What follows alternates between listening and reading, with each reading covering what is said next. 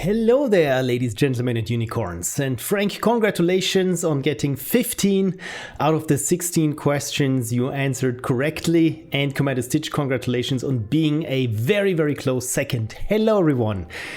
Frank says, unfortunately, there was a music question, right? I mean, they can't all be easy ones, right? So, yeah, as always, the music question, and especially with Japanese names, when you're not used to them, they kind of, are easy to mix up. So I'm glad that still there are some questions that you do not know by heart yet, or at least maybe you know them, but your subconscious just tries to make it look less perfect. Otherwise, it would be intimidating for other players taking part in the pop quiz. And yeah, Frank subscribed 59 months. 59 months. Thank you, Frank, for supporting this curious little channel for this long. And rest assured, your name will show up in my upcoming game as supporter. Same goes for Commander Stitch, of course, because also as patrons, you have been supporting me for all these years. And yeah, just my little way of saying thank you. And yeah, you will show up as producers in one capacity or in the other. Yeah, in the credits of my upcoming game. If not, please remind me, because I'm scattering post-it notes everywhere of all the things that are still need to be done, and I have so many to-dos that the thing is, it's not that many to-dos, it's just in so many places I've scattered them that I'm a little bit worried that I miss some to-dos, and in the end the game launches without an executable file or something. Which happened. It happened actually before. Bean Consultant, yes. I think at a certain tier, I will let you get your, you know what, I need to write this down, because again, too many ideas, too little paper that I've scattered around. See, this is the bane of my existence, little post-it notes, because you can stick them everywhere. And so, beans, wizards, beans, I made a typo right now by writing it in longhand. I don't know if you can see this, but there it's wizard apostrophe z beans. I made an apostrophe before I made the D. This is new. So wizards beans, patrons pick own role. So you can be bean consultant. That's funny. Commander Stitch says, cool, you should get credits for LD40. Yeah, everyone will get. Who was there 400 years ago when LD42 started. And I'm still, the thing is, I haven't forgotten it. It's something that haunts you, especially when you're working on other projects that you want to finish up, that you can come back and reassess all the other things that are on the big slate of productions. So yes, everyone who was there will get properly credited on the big LD42 postmortem. Like a bean counter. Yes, I have an achievement that I already called bean counter, and one is called has been, and there are so many bean puns there. It's been a great time to come up with so many of them. Frank has been a film director before. I'll watch out for any serious downgrades. Indeed, you can be director of Beanery, for example. Beanie Baby. There we go. See, I like this. We're already off to a good start already. Right, yeah, my game dev today again will be to get to quote myself, to get this darn thing out of the door. As with so many of my productions, I've been the home stretch feels like it's the longest. It takes so long for all the projects, because just to wrap up or to summarize, yeah, I've been making the LD, what was it, 53, 52 game that I made, this choose your own adventure, where you're trapped in a tower of an evil wizard and have to use the beans to escape their enchanted beans. And yeah, this again, it's going to be a text game. It's going to be made with Twine, and it never ends, because I added, of course, new puzzles, made the thing more coherent and more interesting to play, and so it's not just over in 1 hour, so that you can play a little bit longer than that. And it's not so much that the game itself is the big problem, but nowadays everything needs to have a menu. What happens when you hit escape? How should saves be handled? And the entire thing with cloud saves, when you start the game on the PC and continue on the Steam Deck, for example, and that sort of thing. So it's all these little considerations that I've started to implement, while I still haven't written all of the 6 possible endings for this game. So this is the current state of affairs right now. Commander Stitch says, no worries, you're a production hero. That degree has been working you overtime in skill and stuff. Oh yeah. You're so kind. You're so kind. Hopefully I will get something out and released again. But there were so many things in the meantime, smaller things that I also made. You know what? Let's switch over. And one thing that I hope, by the way, is that you hear music in the background while I'm talking, and it's not too loud. And at the same time, let me quickly check. Yeah, we got levels for this. This is good. And at the same time, it should also record locally, because with the last video, I think Tutvari on the Discord said that my voice was muted due to copyright reasons. And the thing was, I mean, this would be stupid, but it was even stupider, more stupidest what happened, because I reset up OBS for technical difficulties. And one thing, we had 2 things that happened concurrently. One thing was I didn't, in the settings, didn't activate automatic recording when you start streaming. This I had for years, and of course it's always good to have a local copy of the stream, which I didn't. But no biggie, I can download whatever I uploaded to Twitch, right? If I don't wait for too long, I still can download what I've streamed. The problem is, in OBS, you can set different audio tracks for streaming and for what happens on the VOD. So the thing is, in the VOD, you don't want to have any copyrighted music. So this is why certain things are only on track 1 and not on track 2. The thing is, of course, resetting up OBS, I did not properly tag the microphone, for example, that it also should be available on audio track 2. So the problem was only the copyrighted music that perhaps was playing. Anyway, so long story short, it should work now. We know it's not going to work. There will be something that's not working, but so far, if you can hear me, if there's a bit of music in the background, I think we should be good for the time being. Right. Okay. So in case you're wondering, yeah, this is the game currently.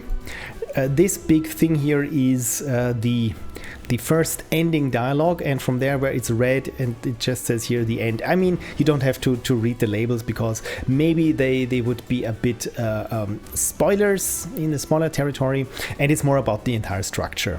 So essentially this big tree here is the tower of the wizard that you find yourself in, and of course there are multiple little nodes and things. I mean, those aren't always rooms. Some of them are just, for example here, they just read clear bottle, angular bottle, and so on and so forth.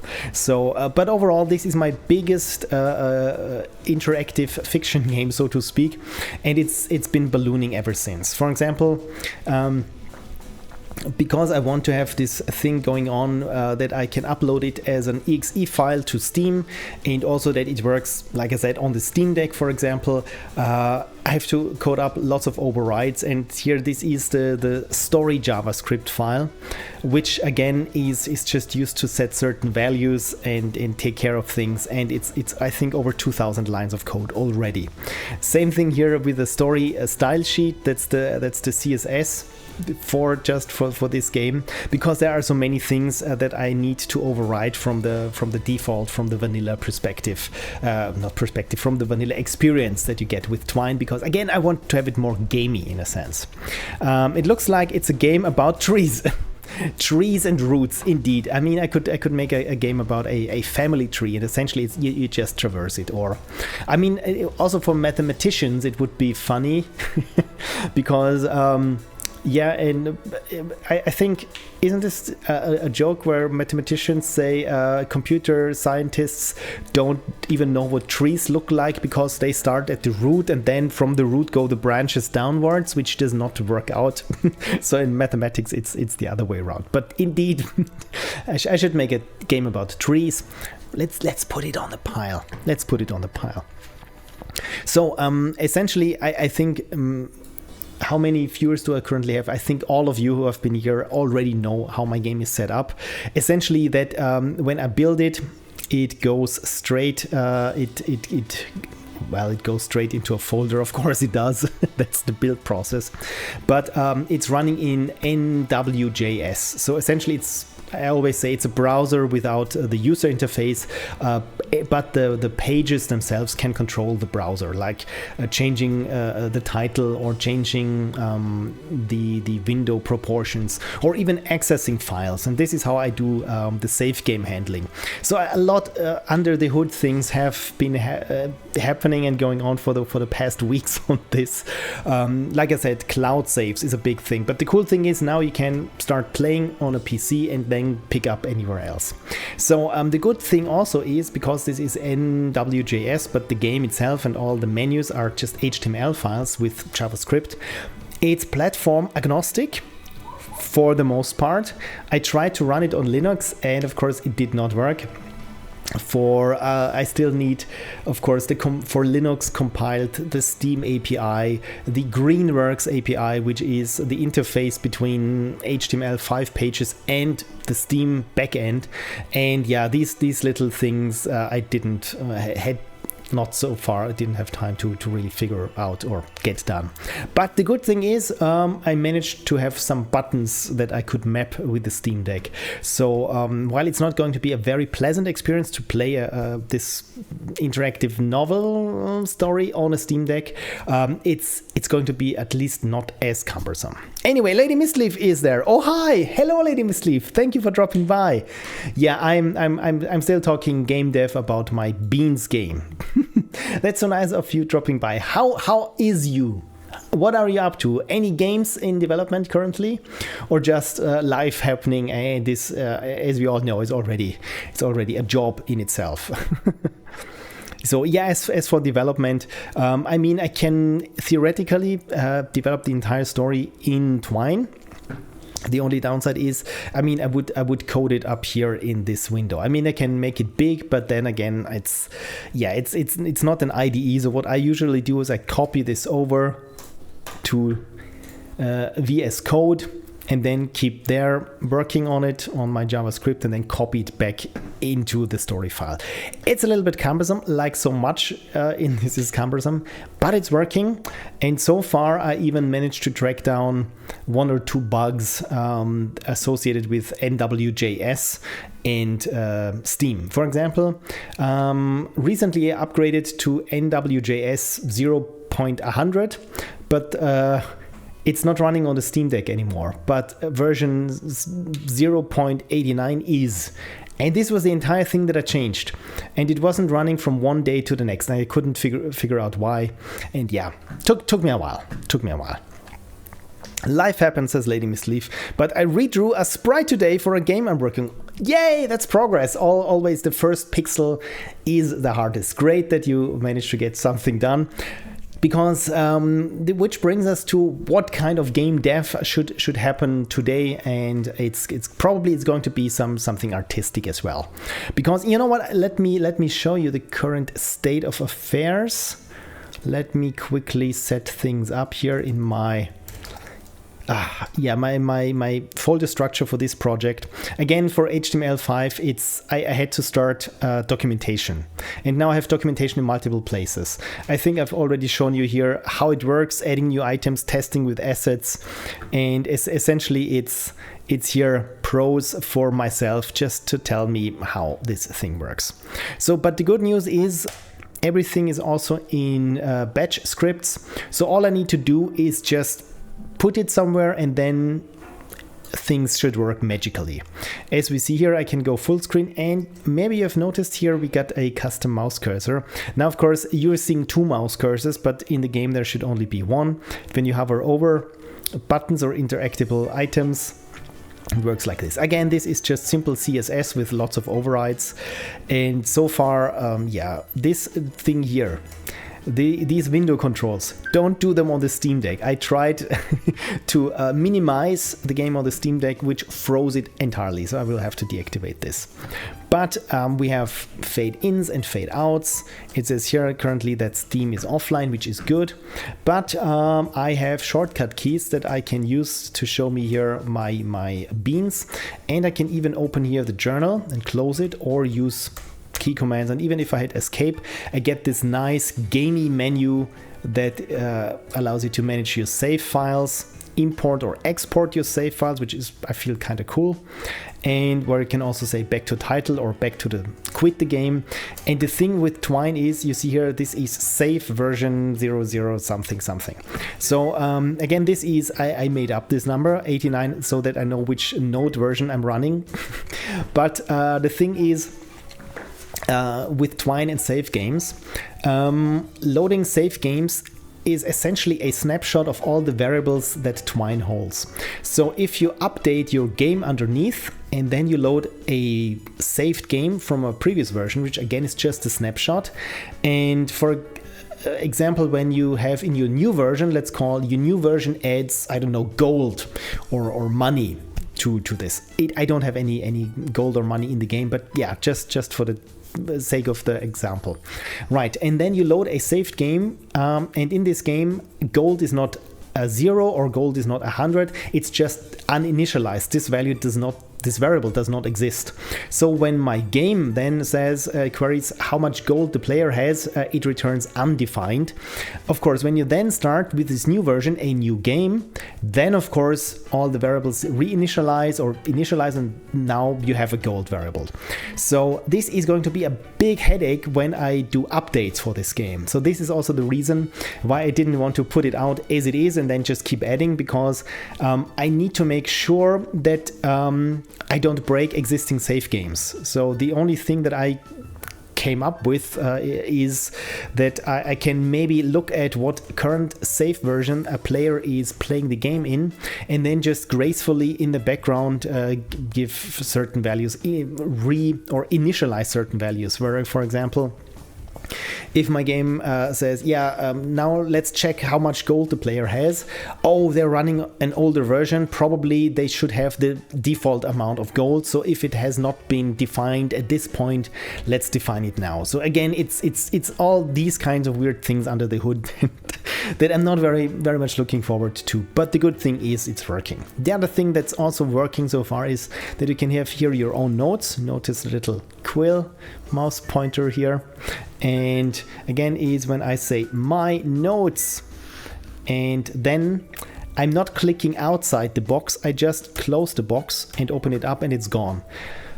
Another thing, HTML, is it only saves this as a variable when it loses focus, when I click outside. When I don't click outside and just close it with a key, it's these kind of things. It's nothing with prose or puzzles or anything. It's these many edge cases. And the other thing, of course, when you have saved games, I have an auto save function now, so that saves every 10 turns, or when you quit to the main title.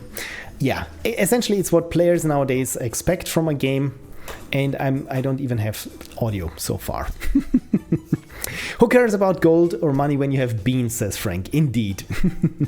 What else have I missed? Frank said to Lady Misleaf, sounds like Polish. Have you been talking to Phil too much? You can call it Polish all you want. Let me show you the original. And the redraw, the first one was just a proportions guide. Yeah, then it makes sense. I think the only game that really shipped with programmer art that you know of, or that I know of, was Thomas Was Alone by Mike Bethel. Essentially, it's just squares or rectangles of different colored different colored rectangles, and this is the characters in the game. But they really get character from the narrator, who says Thomas was feeling sad and downtrodden, but then Jenny was happy and quirky. And so Jenny is like this small rectangle, but that's very bouncy, and just from that, with placeholder text, you get characterization from everything else. But it is at some point it makes sense that I know from my experience, you want to have some actual art in the game, because I just lose motivation when all I see is placeholders. Lady Miscliff says, I still feel like the art is amateur, but well, I mean, in the end, it will be what's the word, original, very personal, because I always feel like when something is too polished and looks too perfect, it loses a lot. I mean, we see this with machine learning generated images, where everything, I mean, unless people have like 10 fingers, I mean, that makes sense. On one hand, or 4 fingers, or just some weird anatomical things that don't work. Apart from that, I mean, the lighting and shading, everything looks like a very fine, detailed rendering of something. But of course, it really has this AI look that we've come to expect now from image generators. And suddenly, it's not really interesting to look at something anymore. And I've always like it better when you see something that's not perfect but has character, has this je ne sais quoi to it. So don't worry about it. She writes, maybe more inspiration will hit me later. I have a tendency of coming back to it later and seeing what is wrong, even though I can't be... I feel you. Same thing. This is why I like to listen to music that I made for the next week. And then it's just this long list of individual flaws that I've noticed with it then. Version save in the save file sounds like a good... Yeah, thank you. It's super hard. It's a problem that I had in my head. I mulled over it for a week until I came up with this solution. So it's probably going to be a clutch at some point. So again, I want to avoid this as much as possible, because then of course I have to track in which version what variables were added that weren't there before, and so on and so forth. So with my next Twine game, instead of doing what I usually do, I can show you. That is, with every Twine game, you can have initialization passages. And here in my story in it, where it says set debug to true, set beta test to false, and there are, those are all flags that I set to false because player hasn't been there yet. So instead of doing this up front, I think what instead I will opt to is to have something like a lazy initialize, so that a value is expected to be of a certain, or a variable is expected to be of a certain value unless it has been specifically changed from that. So essentially I just check, hey, does this variable exist at this point in the game when I need it? And if not, then let's create it and save it with that. But when you are very diligent about it and do this everywhere, hopefully this shouldn't be a problem, because as soon as the game encounters a variable it hasn't seen, it initializes it with the default values, and from then on it should be fine. But again, if only I had have known ahead of it. Yes. Typical issue, says Frank. I think I've run into that one at work too. Oh dear. It feels like I'm solving, or I'm inventing wheels where people are already moving around in rocket cars or something. But again, in the end, it's just, if it works for me, I'm just happy with it. Yeah, it is, says Commander Stitch. Thank you. I posted the sprites on the Discord, says Lady Miscliff. Wouldn't mind some criticism. Be gentle, please. Is it okay if I have a look at it right now there and can show it on stream? Or if you say no, then all good, all good. I mean, I have to update apparently Discord anyway. Frank says, looks a lot better than what I'd ever do. If your save files have a version number, says Frank, you at least have the option to handle things, but you can still decide to say, sorry, not supported. Yeah, I feel always like how I would, as a player or as a user, feel the most respected. And in the end, I mean, I'm pretty in that case masochistic as a developer, because I always feel like, yeah, the user should have the least kind of friction with my software or with my game. If something takes like 4 clicks just because I couldn't be bothered to implement something that only takes 1 click, probably I should do the 1-click solution then and make it, like I said, as frictionless as possible to users. And with some applications, I feel like they're just happy it works, and you have to go through so many loops.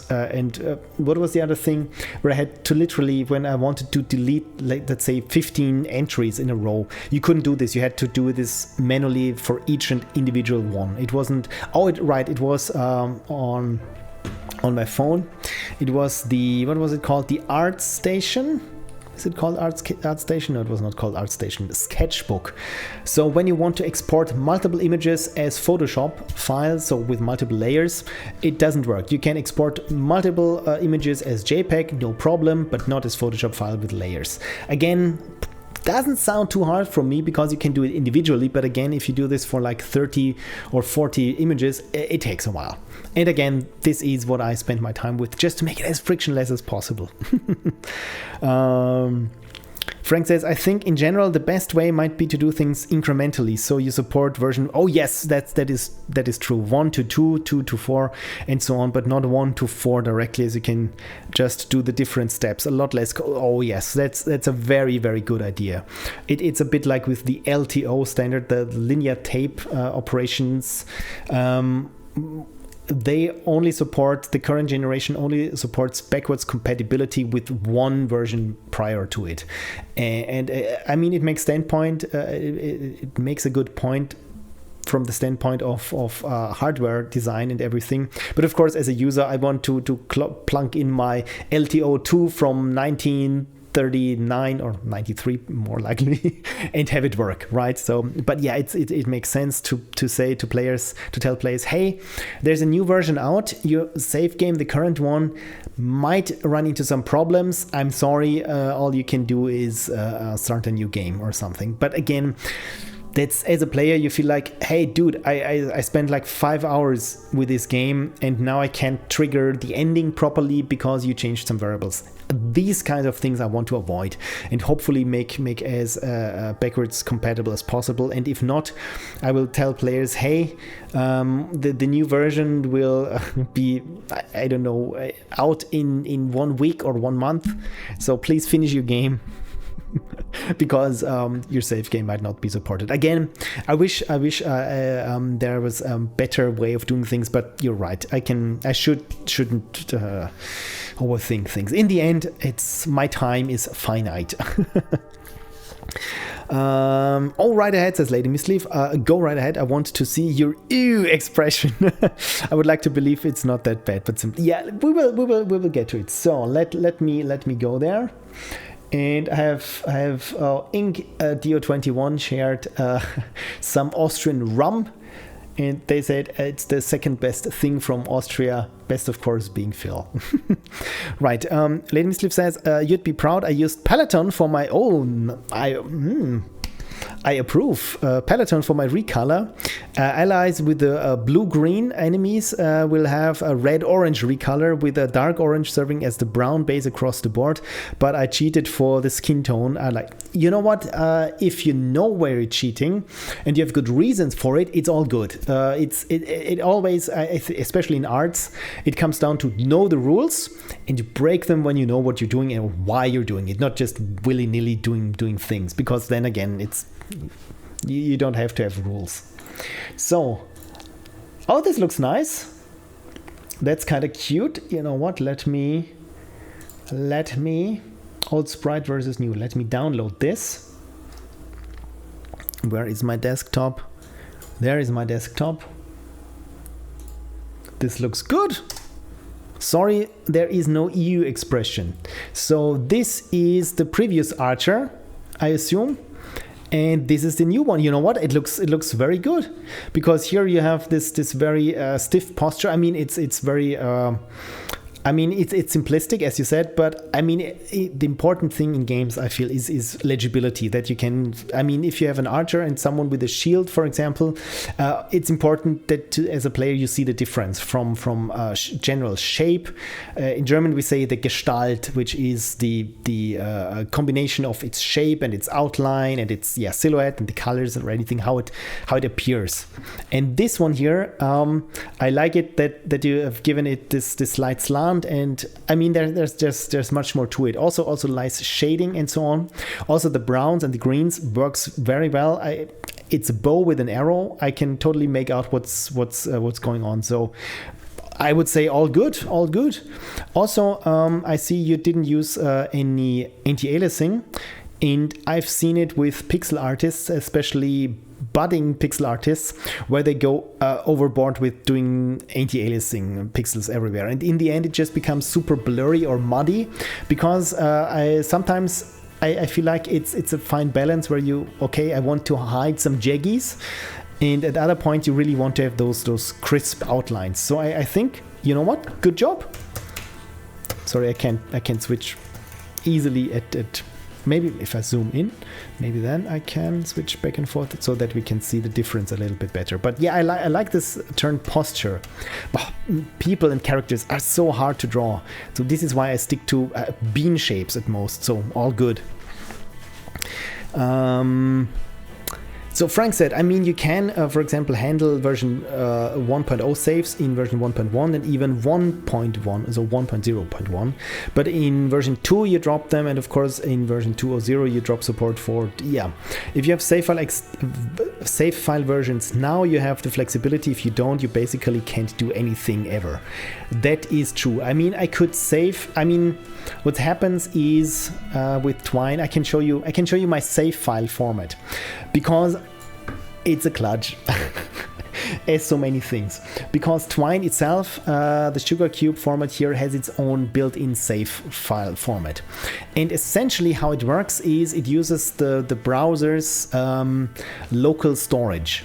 And what I do is, you know what, let's open the game so then it's easier to tell what's going on. So it says here, so when in the game, you're in the game, you play it, and when you start a game, it initializes the version variable with whatever version the current game is, and this one will get carried through because it will only be set when you start a new game with this version. So I think this is version 1400. You know what, let's go back to title and see what we have here. Yeah, this is the current version. Okay, I thought maybe that I have a different version. Anyway, let's continue. And Andrew JK is here. Hello, Andrew. I'm just talking about this, how saves are handled. So save games. So again, this autosave 10. If I save something here, again, since Twine thinks it's running in a browser, which again it kind of is.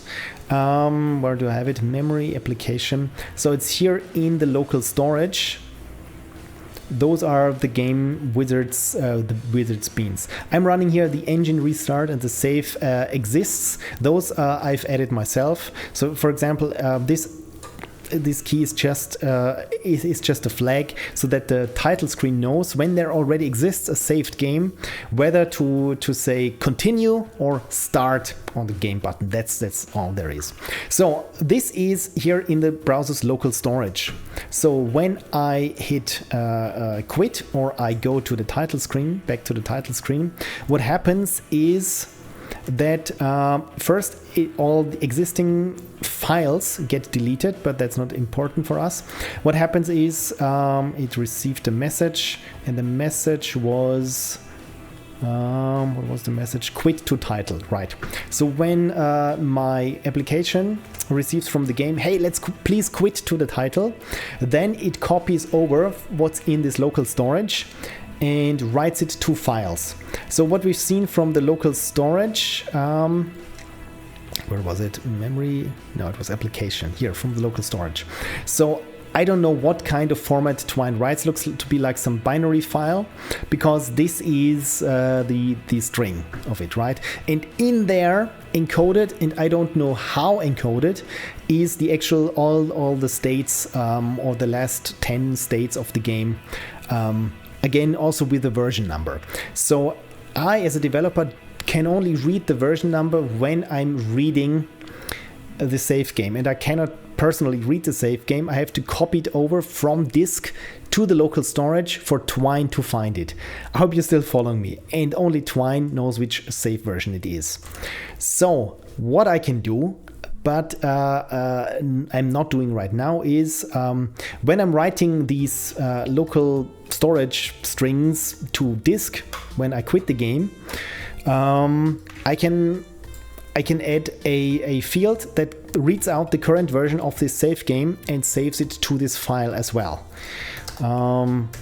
Let me quickly show you how the save files look like. So it's builds, Steam dev build, save data and user data. So here, this is the save data, and if I open it up here in Notepad, you will see it looks pretty similar to what we've seen in the browser, but there is one difference.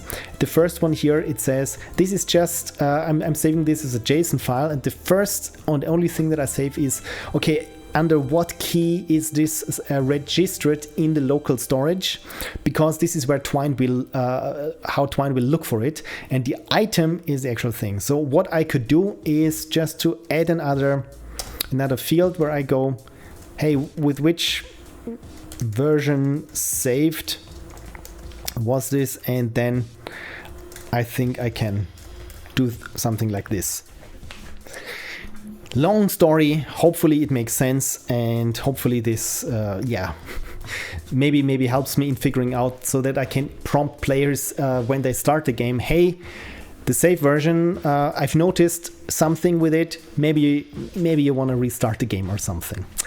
Frank said, talking game versions here, for save format versions, I just use a simple integer. Right, yeah, save file versions and game versions. It's best when I decouple this, right? Andrew was here. Lady Mislip said, thank you. I thought the leather chest piece looked off because of the color. So thanks. I wouldn't say so, no.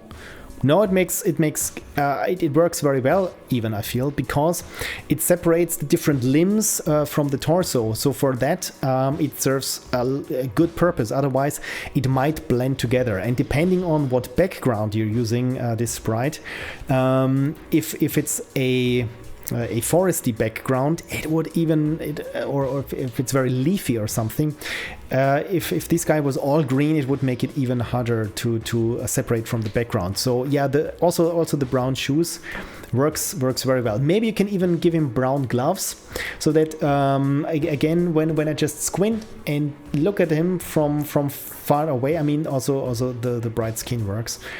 But so that I know, okay, brown dot in the middle is torso, 2 dots on the ground are the feet, and whatever brown dots in the middle are, those must be his hands. It's why good old NES Mario has white gloves, so that you can read them easily against his body. Lady Miscliff said, if this is not public yet, I wouldn't bother with conversation or conversion functions. Just delete your old saves and start over. Once they are public, yeah, exactly, that's the thing. I want to have this as bulletproof as possible, that I do not need to do this kind of save file gymnastics with it, because I really don't want to, and this will add a big source of errors. So absolutely. Just delete your old saves and start over. Once they are public, take note of everything altered in every version and run a check on game boot up to check current version versus, yeah. Then run a loop of every update function until the current version. Save the version in a constant, update the constant in the code. Oh yes, yeah, that's good. That's good. So that I know. I tried to summarize what you said. So for example, I'm having version 3 and the save is version 1.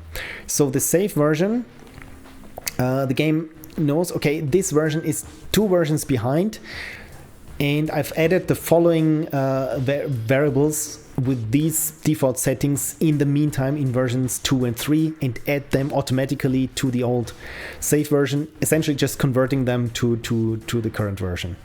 This makes sense. Frank said, true, but on the other hand, now may be the time to learn and work with the system. Also true. I mean, I want to lay the groundwork that later on it's not going to be a big hassle to add it. Yeah, exactly. Again, I want to have, introducing new variables and especially game critical variables might be super probably the worst case, right? I think the other idea that I had is to add some generic variables that already have some values, right? So for example, that when later I need a flag for something that the player has already done, then I can say, okay, either player has, I don't know, used a banana to shoot at the bunny. No animals will be harmed. If this is not present in the safe game, then use whatever default flag variable number 13 was because it was true. But again, this might be, I realize this is probably more of a hassle to keep up with generically named variables that all have different values, just in case that I need, I don't know, a value of 13 somewhere, just in case. No, I think this kind of conversions. Yeah, this, again, thank you. This makes sense. I'm not fond, says Frank, of the idea of rewriting all the save files every time, but maybe there's no other real alternative. Yeah, the thing is, with Steam Cloud, it felt like it was the best solution. Otherwise, I would, when one version was not changed on one end, it would sync, but then I had problems with either device recognizing it. I don't know, maybe it was a problem on my end. I mean, it's very likely that it was. But so far, it helps when I just purge the entire save data folder, because everything is in the browser's local storage anyway. So, and as soon as I've written those files out to disk and it worked, I delete whatever is in the browser's local storage. So when the game starts, it deletes the local storage, whatever might be in there. Again, it could be a session storage because it's going to be purged anyway. Reads all the files from disk and then puts them in local storage for Twine to find it. In Twine, you load the game, whatever there is, because what the problem that I had, why I deleted everything, was that in Twine, you can, of course, delete save games, where I can just say, here are my saved games. I delete this one, but it didn't ripple through to the file system. So when you start the game, it would, since it's still present as a file on disk, it would still read in this value and this save game number 2 in this case for the slot. So you couldn't really delete anything. And again, sometimes even when you deleted something and saved something new on top of it, with a sync, sometimes it would mess things up and you would get the old already deleted thing slot. So again, the best thing was, as soon as you leave the game, you just write it to disk again, and you've seen here everything updated, and now it's just, it's 34 kilobytes. It's really not going to break the bank. And yeah, thank you, Automated Unicorn. By the way, I'm still drinking here the water that I got for the level up, so hopefully this is not going, hasn't gone bad as water, but still tasty. Right. Anyways, that Frank, what Late Misleaf said is a cleverer version of what I was trying to say. I love it when I'm doing streams, because I learn so much. With every stream, I learn something, and the combined brains of everyone. Again, I'm so grateful for all of you watching and subscribing.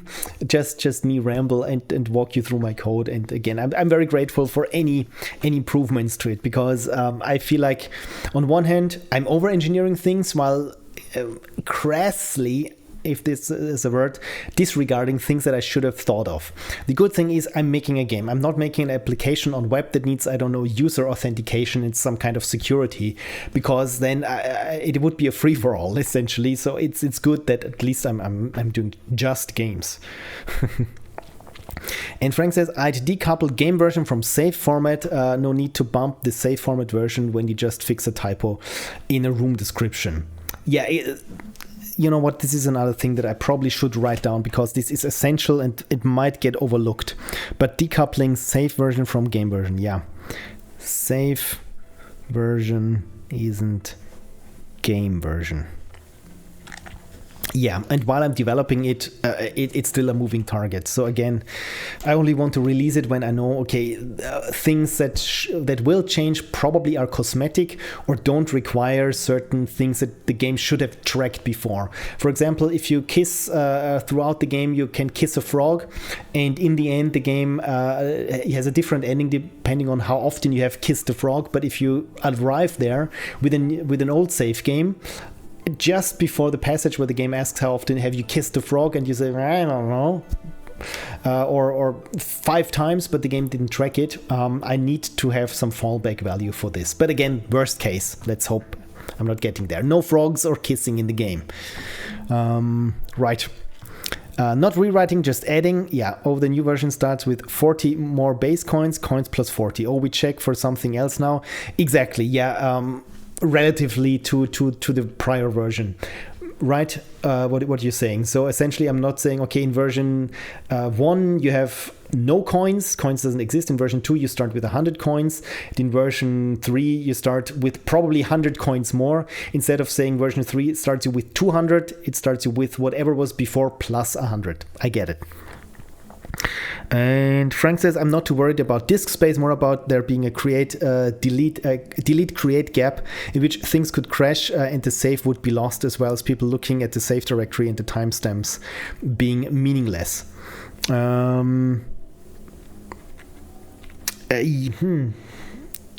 me think this through, more about there being a delete create gap. I mean, the good thing is I'm doing this all synced, so it's waiting for all the files to be deleted and then creates the new ones. Again, yeah, this could happen, that at some point in time, yeah, I'm not making a corporate piece of software that needs to ensure that everything was written before you delete something. But at the point where I'm deleting it and creating the save files, those things, the values, the save games still exist in the local app cache data. So should there probably maybe be something that deletes all your save files, and I can then tell players, okay, here's a workaround. These are the files how they exist in your local storage from your browser. It's in a completely different directory, but I can walk you through how to get there. This probably should be the worst case, but I hope it's not getting to this. I mean, I could make sure that I save to a temporary file name, delete, make sure that everything was saved correctly, and only then delete the existing saves. Yeah. Can you rename files? If so, save whatever.new, then delete. Yeah, exactly. Yeah. This I could do. Let me quickly check where this is happening, because everything is JavaScript and Node.js essentially. So where is it? My build sources. There we go. So here, this is in my main file. Yes. Please reload it. Oh, it's still the save data that I've had. So yeah, what happens is, let's make this a bit bigger that you can, hopefully, should you want to follow along. So here we have the saves path, registering the shortcut keys, my helpers. So on loaded, we resize the window, we load the user configuration, and we load the save games to local storage. You see here I had a set timeout of one second to wait a second before loading cloud saves. Good thing is Steam loads the cloud saves first and then launches your game. So you can be sure that when Steam is done, or it launches only the game when Steam is done. Otherwise it says there's a cloud issue. So I could take out my 1 second of fool's multi-threading, as I call it. No, Twitch, those are not URLs. You're drunk. Yeah, thank you. Thank you, Twitch, for... Oh, there's a dot in there, so probably it's a top-level domain. .new. But on the other hand, it's nice context highlighting. It's always almost like context highlighting. So if is Steam, then we disable the window controls, title menu. So right here, load save games to local storage. So this is when we load them from disk. And here, delete all save games. So what happens is when you save something, first it calls delete all save games. So when you copy save games to the folder, it deletes all save games and then recreates them. So essentially, of deleting all the save games, it should make sure that it writes them correctly first, and only deletes the ones where it can ensure that have been written correctly. The thing is, with the file names, they are. I'm deriving them here from whatever. How Twine is calling them. So the thing is, if someone deleted a file, and I'm checking it, but I have to make sure that I know that it doesn't exist. The version of it in the local storage. I have to think about it, how to best do this. I mean, worst case is someone loses their save games in this one fraction of a second where no save games exist, yet they still do exist in the local storage. You know what I could make? What's probably easier is I could, when you launch the game with a certain parameter, that it doesn't purge the local storage as you start the game. What happens here? So when you launch the game, it purges the local storage. When this variable is set, it takes whatever is in the local storage and it writes it out into the save files thing again. I mean, it's not the best solution, but it could work. Or delete equals rename to save.backup and then real delete at the end. You know what? Probably this sounds like the best version. So delete means delete all save games is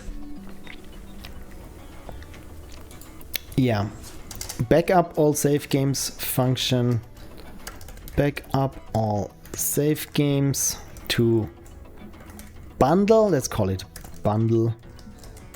And when this happened, so return true, return true otherwise, and once this happened, then we can delete all the save game data. So let's call this a function and call this save delete save games, and this one calls backup all save games to bundle, and only if this was true, then we say delete all save games.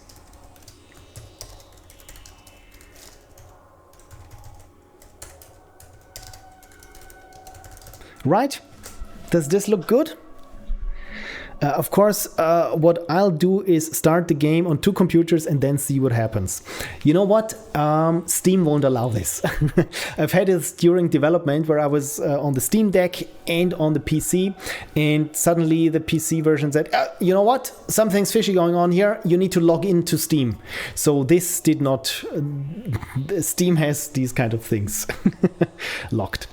Lady Misliff says, I gotta go wake up the hubby. Have a good stream. And good morning to your hubby, and thank you for dropping by, and thank you for sharing your art, and all the best with your game, and please keep us posted, but no pressure, and have a wonderful week. Bye. I saw you on the Stream Deck this week. So jealous. I can quickly show it around, because so happy. This we received recently, and it's gorgeous. It cost more than a Switch. I mean, this is not the smallest. This is the medium version. Already has here my sweaty fingerprints on its back.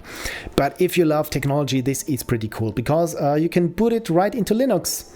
And Steam OS is essentially a Linux version. So it's very cool. And all I've played with it was this game and Finesweeper, my other game. apart from that, I haven't played anything on it. Actually, we bought it for Connie because she was looking to do something on the couch, but didn't want to play on the big screen because she also maybe wants to go somewhere else or just move around the house essentially. And she is looking into graphic novels. That I thought, you know what, maybe together let's save up for a Steam Deck. And so now we got it, and right now I'm using it for debugging and development. Stream, yeah, can't type. All good. As long as I know what your intentions are, all good. Frank says, this looks good. I think there's still something missing, as in when it crashes, you kind of need to be careful to not delete the backup bundle or replace it with a new empty one. The part needs more thinking than I'm up to right now, though. Yeah, I mean, this is, again, probably just for the edge cases. I mean, what I can do is with a bundle, that I mean, the bundle won't get synced with Steam, only whatever has the file extension .sav. At least this is how I set things up. So the bundle can just sit there, and when the game crashes, I mean, when the game crashes, when you're creating a bundle, then the bundle is still present. So the presence of the bundle file should indicate there went something wrong, otherwise it would have been safely deleted. So from that point on, we can say if there exists a bundle file, do not delete the save data because there was something wrong with bundling it. Delete the bundle and treat it like it has never been bundled before. I think this makes sense. Lady says, I gotta go, but if you want some help coding something, I'm not an expert, but I can take... Always, thank you. If something comes up, I will get back to you. Thank you for the offer. And if you have anything in terms of art, yeah, please say the word, and I'm happy to look it over as well. Bye. So yeah, with the bundle, I mean, again, this is big old to-dos here and there. And delete all save games, delete save games. Then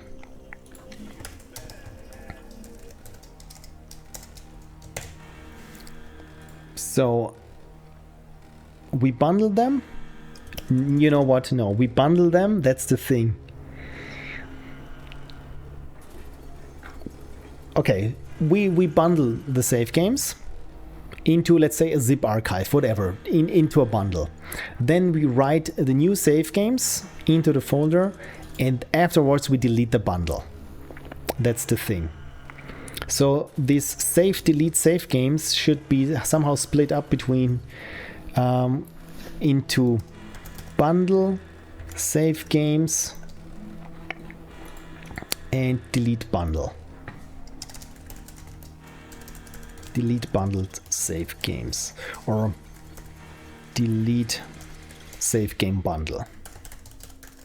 Naming things is so hard.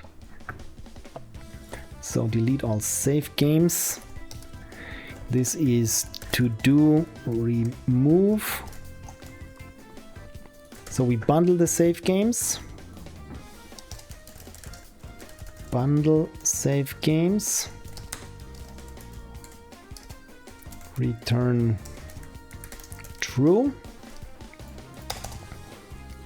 and of course only if bundle save games, only if that returned true, or if not bundle save games, then we know something went wrong, and console log something went wrong bundling the save games.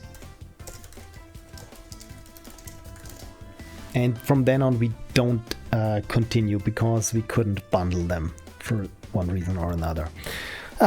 Yeah, then let success be false, then we go step through them, and so an error has occurred writing the save game, so it does it for each and every one. And when there was, am I using success anywhere? Yes, success is true.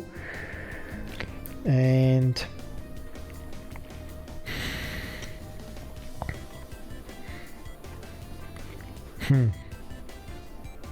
So as soon as one file is correctly written, we say it was a success. You know, maybe look into this flag as well. Oh dear. Programming, everyone. And now I've switched even back to this so that people can follow along. So right, what I changed now here is in my good old copy save games to folder function. Let's make this a bit bigger. So this delete all save games as it is right now, I'm going to remove instead. First, we try to bundle the save games. If it didn't work, we return false. Otherwise, we continue copying the new save games. So bundling the save games means to write them into a bundle and delete the original files. So all the save games that we write, those are new files. And once this is done successfully, if success, did I call it success? Yeah, if success, then we can delete the save game bundle. This sort of thing is basically the hardest part of exactly, right? The game underneath is trivial. Instead of worrying about these kinds of edge cases or what happens when in the exact wrong moment something happens, how do you recover from that? Cheers, by the way. And game dev, yeah, this is the most annoying part of it, because it feels like you do this anew with every project. Is just figure out how to handle these things so that you don't get at an impasse where save games haven't been written, but they are also not recoverable, and because of that the app expects something that is not there and nothing works anymore, and it's super hard to debug when you just double click it and it doesn't launch, and you don't even have error logging or anything. So yeah, that's probably the worst. So bundle save games, this is here. So what it does is bundles save games to temp files, deletes originals afterwards. Or instead of just, the bundle save games, as you said, we can just rename them. And this function knows the new names of these names. But yeah. Oh, Mihazel, thank you, Mihazel. Thank you for dropping by and welcome to a super nerdy programming stream. Cheers. Good evening and hello. Hello, how are you doing? Yeah, probably this might not look like a fun or interesting game, but I can show you in a second how it currently looks at this point. So we bundle the save games, delete original afterwards, then return true. And then we had, I just need to finish this, otherwise I lose my train of thought. And then we say delete save game bundle, delete save game bundle, return true. Do just that. So the delete save games we don't need anymore, and the backup all save games to bundle we also do not need. So this is also a to-do for now. And the delete all save games might be replaced, might be refactored soon. There we go. Woohoo, says Mihazel. Good to see you. I'm good, thanks. I'm doing swell. It's summer, but it's not too hot here. I've had plenty to drink this time around. I have the unicorns with me. Thank you, Ashley. And I'm working on my game, so I'm swell, thank you. And I got tomorrow off because I was working this Saturday, so good things. I love having Mondays off because everyone is at work, and when you go to a cafe, granted it's open, there's hardly anyone there, and it's just bliss. I don't like having off on Fridays because everyone is starting or hoping to start the weekend early. So wherever you go, there's already masses of people. So I rather work on a Saturday and then have Monday off than the other way around. Yay, hi Ashley. Also got off tomorrow. Mondays off. I'm team always off, especially Mondays. So, right. So the game itself, let me show it to you. It's an interactive fiction game. with a nice title screen. Right now there's no sound yet, and here the game starts you, in this version it starts you right away. Where we are, I try to restart. Oh no, this is the debug story, so this is why you're in the middle of something. But essentially it works like this. You have here little beans on one hand, and you can say, yeah, I want to pet this little bean, and then you get a little description of what is happening here with this bean, because this is your inventory, and you have to solve certain puzzles involving the different properties of the beans. For example, when you pet this one, it says the beans curved back, it feels like petting butter and leaves a little greasy stain on your pocket. So okay, this one is greasy, this one when you pet it is hot, this one here is super sticky, and this one here is inky. So depending on what happens or where you are in this tower, maybe you need, I mean, I'm sure, not maybe, it's certain that you need some of the beans. So for example, where we say here a cauldron is popped up over a fireplace, so I click there, and then I can take the pan that I find, and I took it, and now it's here in my inventory, and I can examine it or use it. But it says you don't want to take any of that another typo, horrific soup with you. Okay, it goes on the list. So there we go. My way of doing things, especially when I happen upon these issues, is I have a big folder that is called just to do, where I drop all the screenshots in of things that are still to do. For example, here the background is cut off in places, then this one extends one too much, also the background is cut off, UI looks bland, disable on Steam Deck, there it should be an asterisk, and then we have this. There's also when I feel like I'm getting nothing done, I look at the folder that is just called done in my to-dos, and yeah, it's much bigger, and especially has to do with certain, when you go through text and revise text, there's so much text to revise. But yeah, this is in a nutshell the game. Also don't mind working on Saturday. Yeah, right, it's nice, sounds great. Little beans are exactly, I love the beans, everyone loves the beans, and I'm so glad that they are so simple to draw. I said before you joined, I'm having a hard time drawing characters. So we had Lady Mistleaf before here, who reworked her sprite from this archer to this one here. And when it comes to characters, this is already beyond my abilities, I feel. Because it's super hard. And the good thing, like I said, with beans is they're just two circles. I mean, you know what? I can quickly draw a bean. MS Paint, there we go. Haven't had this open in a while. And how I draw my beans is probably not with this brushes. This is a brush. What is the biggest brush that we have? Wait a second. Are you kidding me? There's a Copilot AI in MS Paint now? We got layers. What is happening? You know what? It's good that I haven't opened Paint in a while. Anyway, so if you want to draw a little bean, you draw two circles like this, and then just make a soft, a curved, so let's zoom in, a curved connection between those two. And when you fill them out, oh god, yeah, with the mouse, it's not easy. And when you fill them out, it should look like a bean. There's this one pixel that I've missed. There you go, that's a bean. Then you give it two eyes and a happy mouth.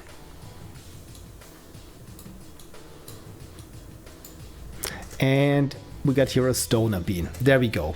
So this is drawing with Phil 101. Frank says, how many times per day do you ask yourself why you started this? Probably once, only when I'm waking up in the morning. It's like, why did I start this? That's all. Little beans are cute, and you always remember where the to-dos were taken. The good thing is with the to-dos is I can just search for the to-dos. So when I'm here in my build sources folder and I just say to-do, it should look into the I've forbade Windows to look into the things. But if I go here and just go for to-do, then I can step through all the to-dos that are still, at least in this file. But you're absolutely right. Probably I should write this down. I write down just the file name and to-do. So now the entire file is a to-do.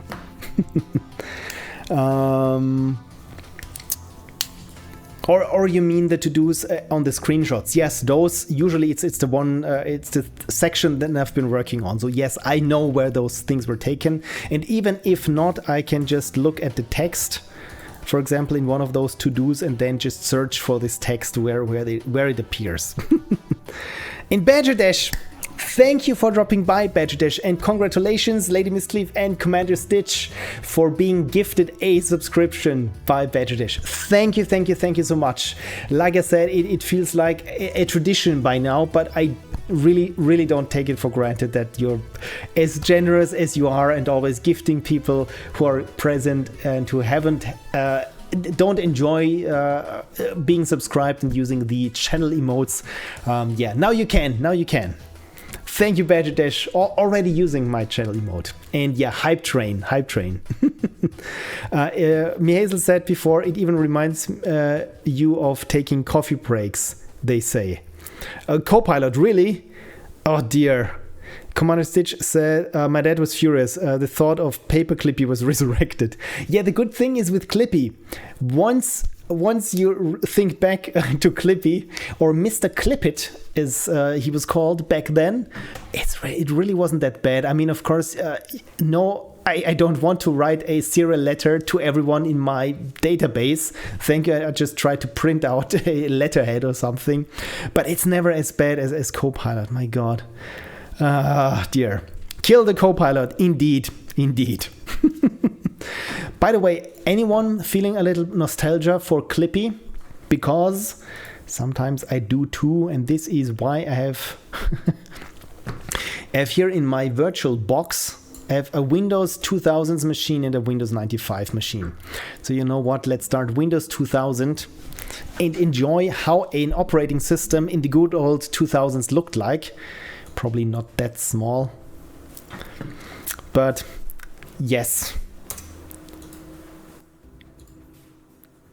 Hopefully I can scale this up when Windows is there. Machine, how did this work? Input devices. Preparing network connections. Oh, so nice. Yeah, there was this zoom thing there that I could change. How did this work? Recording settings. It's nice, but no. You know what? I will just zoom in then the old-fashioned way if I can. Well, that's maybe a little bit too much zoomed in. But yeah, this is good old Windows 2000, and there I have Word. Look at how fast, how quick this is. And I want to zoom out that we can see when Mr. Clippit appears. Oh, there he is. Zoom in. The thing is, when I need to zoom in as I do, I cannot do this in the virtual box. So yeah, here he is. Let me quickly try to see how I can change here the screen resolution that it's not this tiny. Input help. No, I think it was down here somewhere. Oh, now I changed the resolution, and Windows 2000 thinks now it's running in HD resolution, which is not what I wanted. But it's close to what I wanted. Network settings, and we're already getting something here. How did it work? Screen recording. No. Was it Control H or something? I'm shutting it down. H meant to hibernate. Never mind then. Good old Mr. Clippit. Yeah, it's nice to see Mr. Clippit again. So I will try this once again, so that we are here. There was a shortcut and I keep forgetting what it was. Session information, show log.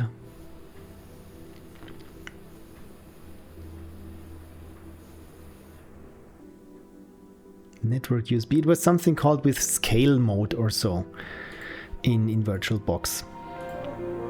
And the sound, the good old sound of the old Office. So yeah, here we are.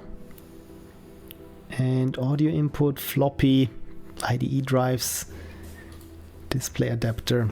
Frank says, I looked away for a minute and now there's Windows 2000. Is this good or bad? I mean, in my book, having Windows 2000 is always kind of good. So soft keyboard. There's a lot that I can change, but not the scaling mode. And I wonder why. File preferences, display, there we go. Maximum guest screen size, scale factor 200%, disable raise window. I think we're getting closer. So hint at 640 by 480 and the scale factor is 300%. Does this work? No, when I scale it up, Windows 2000 running here in this little window also scales up. But yeah, never mind then. I will just zoom in like this, and then we can say and ask what how to deactivate MS Copilot. It was before his time. Isn't this cute? Search. Change the program that starts when you open a file or connect to Microsoft technical resources. I can't access the Microsoft Office update website, ways to get assistance while you work, or Unicode support for Microsoft Office. This is what good old Mr. Clippit says. Animate Mr. Clippit. And we can, of course, choose an assistant. And here it says Clippit. So it's not Mr. Clippit, it's just Clippit. So I'm sorry for assuming your gender. Clippit, it's apparently the same as dot. F1, I used to have this little robot here. The Genius. Then the Office logo. I don't know, some people without souls had the Office logo as their Office assistant. I think there was the cat. This one here, it's called Lynx. This was my absolute favorite, of course. And for the dog people, we have the Rocky the dog. Isn't this cute? Oh, don't worry, I'm fully Office trained. Oh God.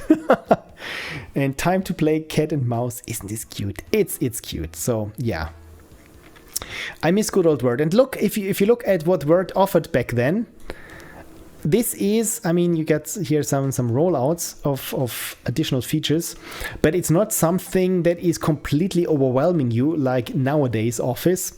So sometimes when I just want to write something with formatting, I actually boot up Windows 2000, load Office 89 inside this virtual machine and write my document there, because I mean, it's just less distracting, and there I can be sure that it's not phoning home or anything, because this thing is not, the virtual machine is not connected to the web. So it's, yeah. See, this was the last thing that I wrote with it. Stop doing text games. And I even managed to get some images exactly where I wanted to play them, to put them. So yeah, this, thank you for indulging me in good old Windows 2000. And because, again, this is running on today's hardware, I mean, it's emulated, but still, everything is so quick. I mean, you click it and Word is there. It's not taking ages.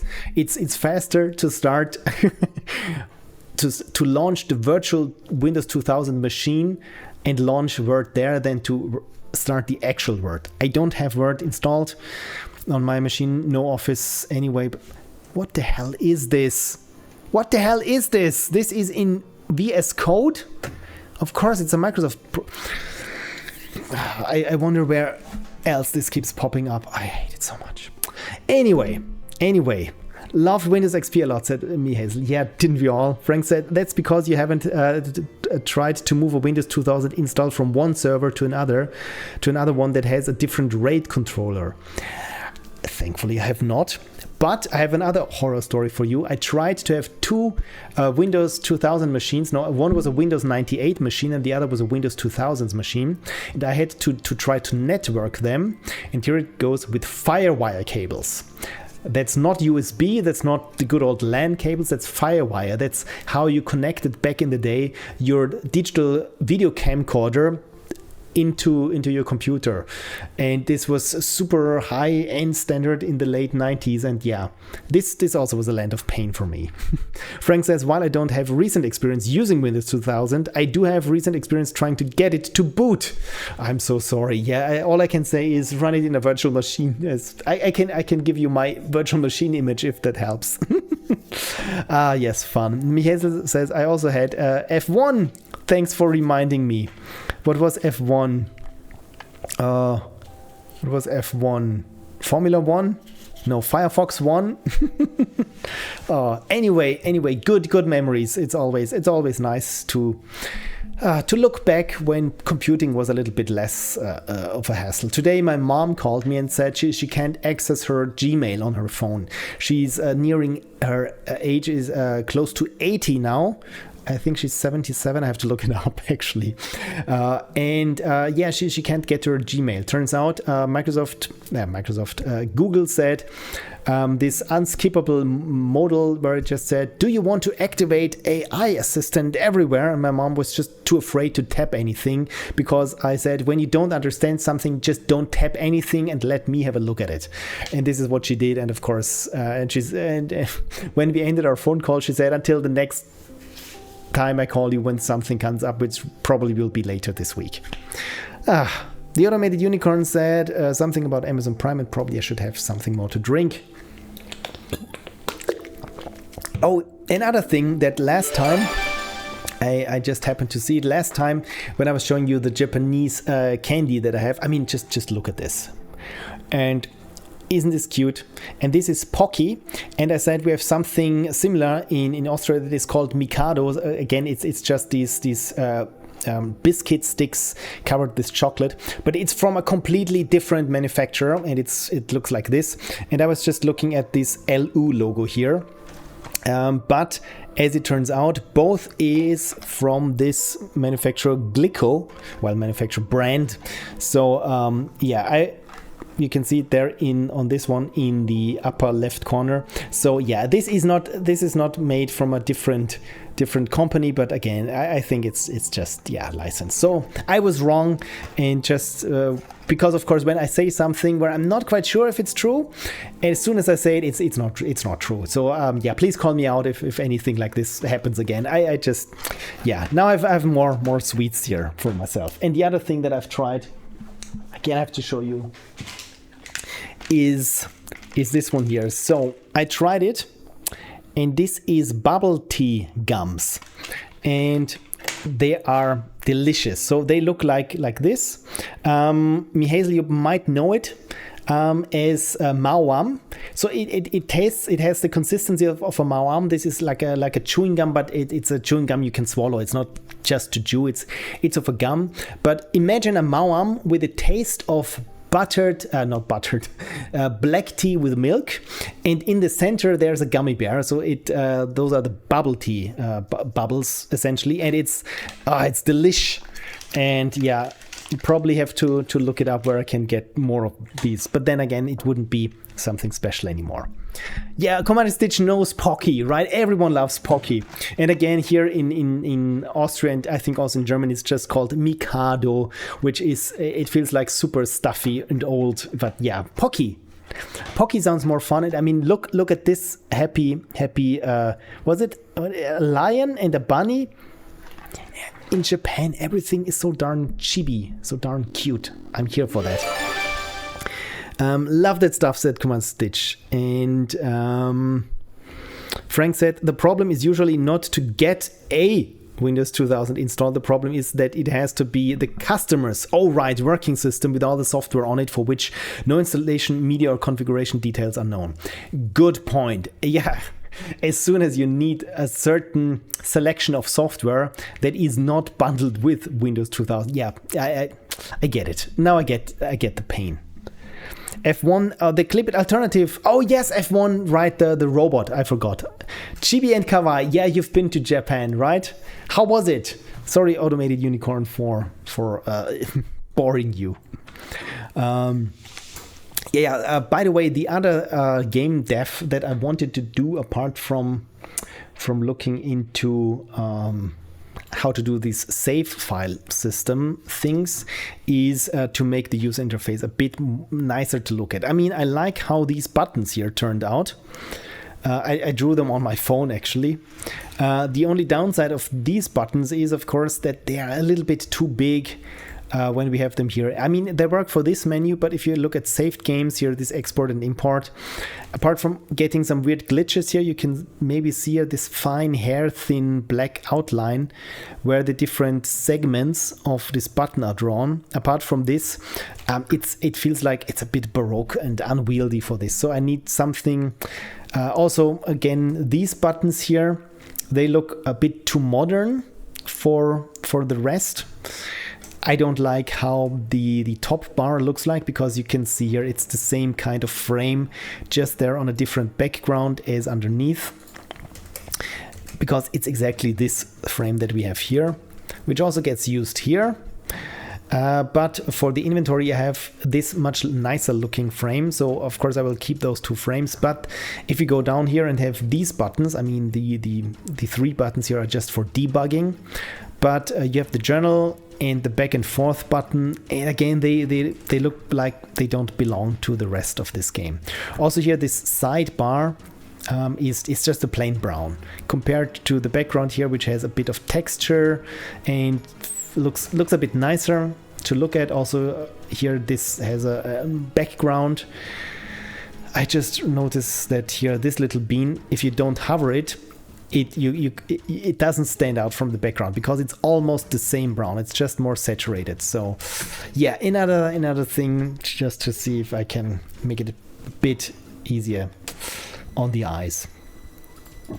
And yeah, of course, this button does not work, and the menu button down here, this one is too small.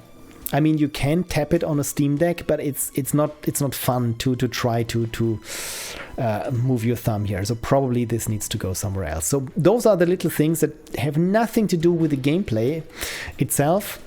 That I need to get done at some point. And Cursibu is here and redeemed Unicorn. Cheers, Cursibu. Thank you for dropping by.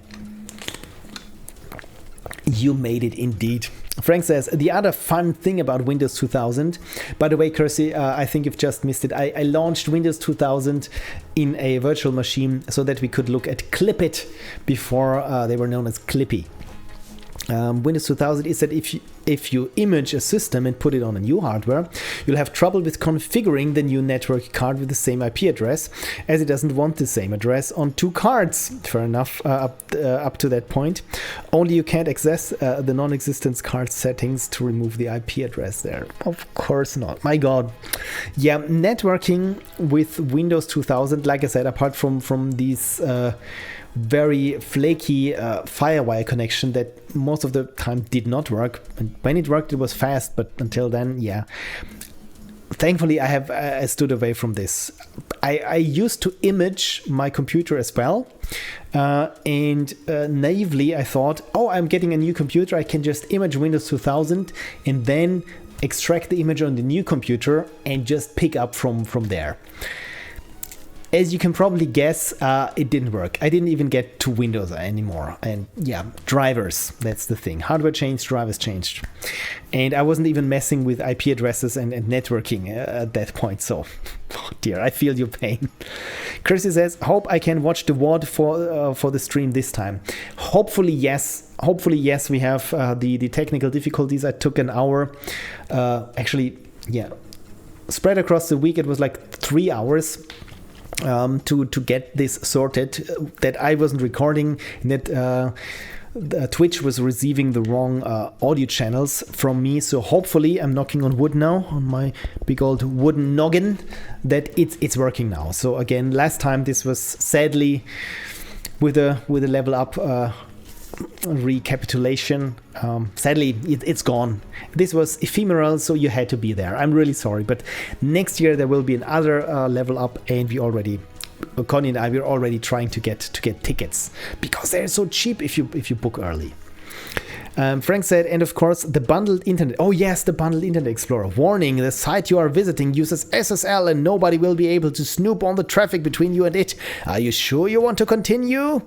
Paraphrase, yeah, of course, paraphrased. I mean, this is always Microsoft, right? As soon as you try to do something that it doesn't like limit analytics or diagnostics or telemetrics or what's it's called, or yeah, SSH or anything that doesn't align with the company guideline, it always tries to spook you as a user and says, do you really want to do this? This is very unsafe. You probably shouldn't do this. You know what? Let's make Internet Explorer your home, your main browser, and not worry about. Don't worry your little head. Microsoft will take care of things. And I hate it so much when I know what I'm doing. Just let me do it and don't try to, I don't know, force me via a way of fear mongering. I think that's really it. In the end, it just tries to make you feel bad about sensible choices that you make. Exactly. Paraphrase, I don't remember the exact wording, but it is that silly. Yeah, I recall something similar, and not just once, but yeah, most of the time it has to do with something where you want to restrict what Microsoft is collecting from you. Yeah, I tried, as I always say now, I tried Linux, I tried Mac, I tried Windows, and I hate each and every operating system for different reasons. So yeah, I think I'm stuck at this point. Android is okay, but I can't work with Android. As soon as you try to connect a proper keyboard to Android and use your trusty shortcuts and they don't work anymore, and you have to mess around with keyboard remappers that may or may not work, and flaky Bluetooth connection, and it's okay, I stand corrected. I even hate Android. Anyway, where were we? Oh, Frank continues. I remember putting a Windows 98 hard disk in a new system, moving from Pentium to Pentium 2, I think, and the plug and play messages were fun. New hardware found, interrupt controller, and oh dear, really? Interrupt controller. Yeah, this is plug and play, as an interrupt controller is. Kersey says, soon we're gonna get a Pixel Prophecy OS, aren't we? If only. I mean, I think this train has passed in the 90s with Linux, because, I mean, operating systems probably are, I mean, they are so advanced that even I, with my delusions of grandeur, won't say, yeah, I think I could probably do an operating system. You know what? I think I can handle one. Not even that, but I would love to design one.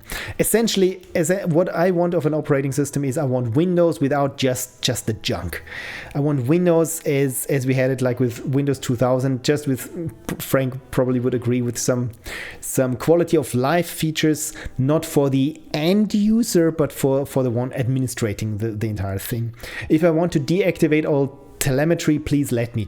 I want Windows, but with the philosophy of a Linux machine. In the end, everything should be open for you to poke it with a screwdriver. And if you happen to slip off and it goes into your eye, well, you were the one you wanted to. It's all fair game. What I don't like is that Windows is just shoving updates upon me, and doing web traffic in the background that I don't even know what it is collecting, probably anything and everything that it can get. And again, it doesn't feel like it's an operating system made for users. It's an operating system for Microsoft to keep being Microsoft. So yeah. Anyway, I'm rambling again. Right. And the automated unicorn gets entangled in a mess of cables under the desk. Yeah, fair enough. You know what? I think I shall get my graphics tablet that we can do some game dev at some point.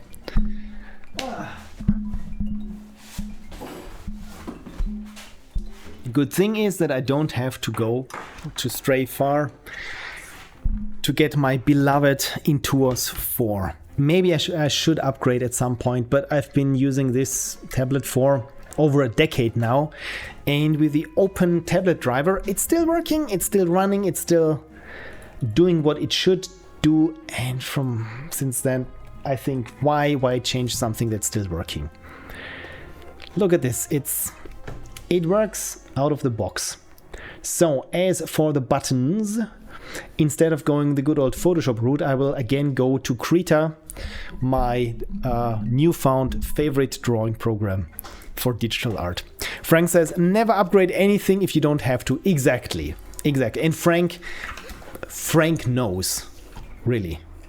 Oh yes, remember the achievements that we made last time? I have ideas for more achievements, and the sad thing is I'm not too happy anymore with how the frame here and everything looks.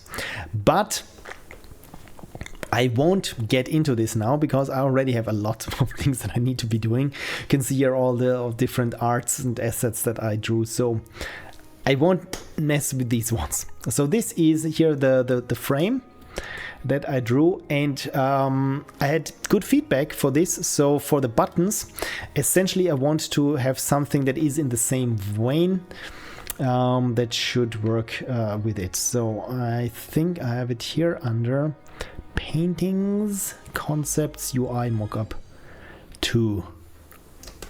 Oh, that's a different UI mockup. This is, remember when we draw this golden little frame here, this was also done on stream.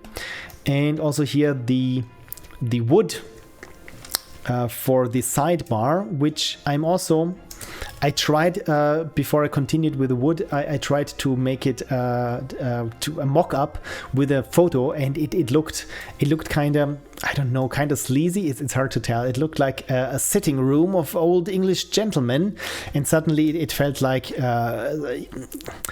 corporate software from the late 90s, where everything was just old wood and brass fittings in the user interface, but not quite the good old skeuomorphic design approach. I think that's what it's called. And yeah, it looked off. And Hazel said Japan was like it hurt, we had to leave. Oh no, was it so bad? Oh no, I'm sorry.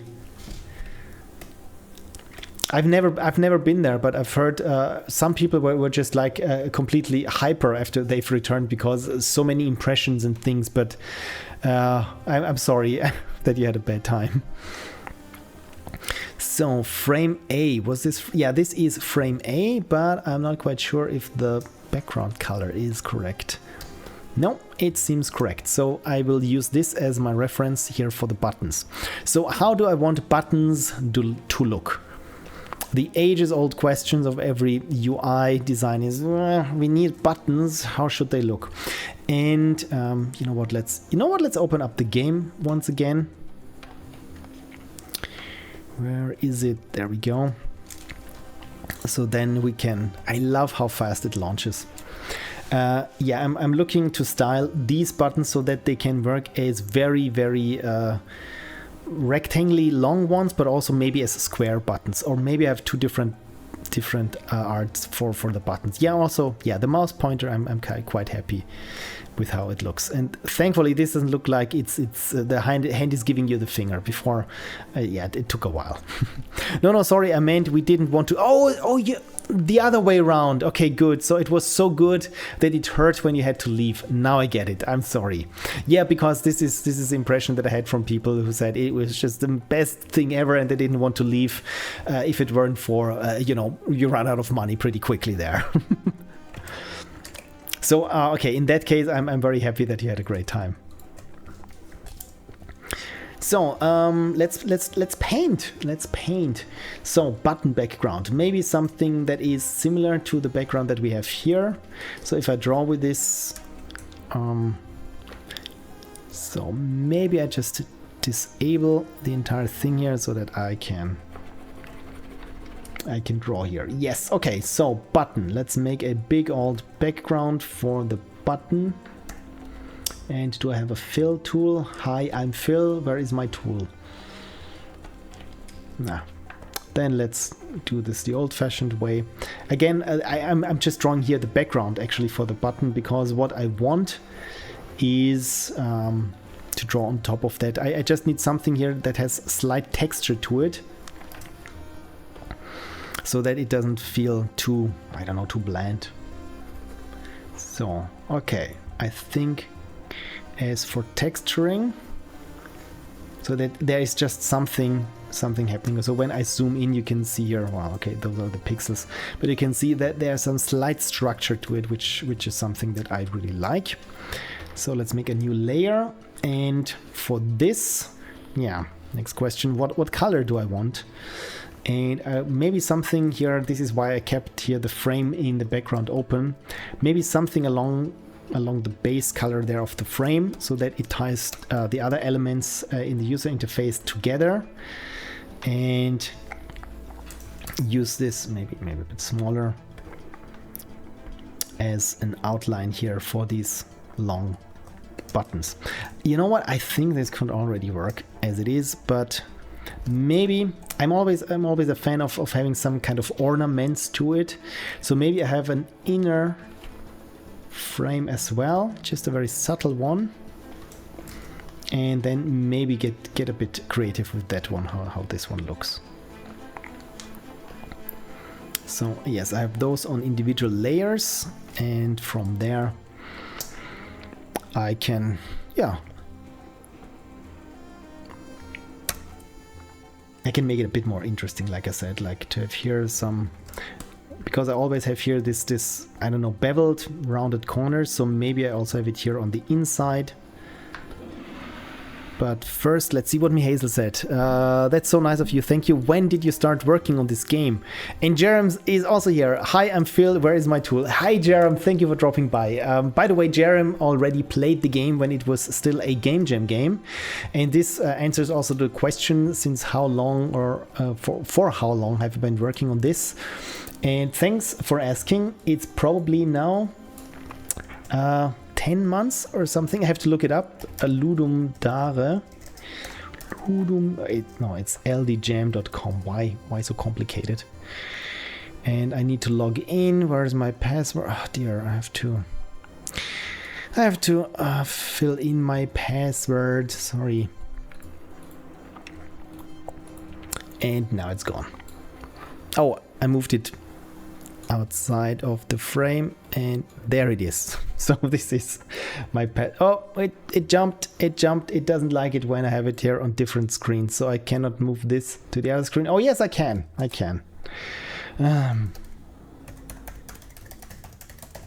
use a very long password. So ldjam, there we go. Is this the correct one? No, it's not. It's the other one. It's always the other one. There we go. So my game, yeah, this was Ludum Dare 56 it was. Where are my games? And then I can tell you, there we go. So this was the very first version of this game, made in 2 days. It's called Been There, Done That. And you can see how the art actually changed. And from when was this? Do we have here 9 months ago? So 9 months ago, I made this game and thought, you know what, people liked it so much, like Jerem, who played it on stream and did the voices. This was so nice of you, thank you. And I thought, how long could this take to make it a full game and put it out on Steam? And yeah, it's 9 months now. And I've been crunching for, I think, 1 month now. So I'm getting not enough sleep, not the amount of sleep that I should be getting. Now that I've been working on it pretty much every free minute that I have, just so that I can finish it. I want to be done with it. And yeah, that's the thing. It's so many things like we had before with how are save games handled. What is going on when the player cancels a menu, but the game in the background still expects the menu to be there, and all these kind of things that don't actually have to do with the game. But the game, of course, has grown much bigger. I mean, the premise is still the same. You need to escape from an evil wizard's tower. But yeah, I have much more puzzles and even started a puzzle dependency chart just to help me make the game. So yeah, I'm very much looking forward to releasing it. Oh yes, I almost forgot. Please wishlist it on Steam. Yes, you can wishlist it on Steam. Let me quickly show you where you can, what the page is. So if you go to pixelprophecy.com, I revamped my web page.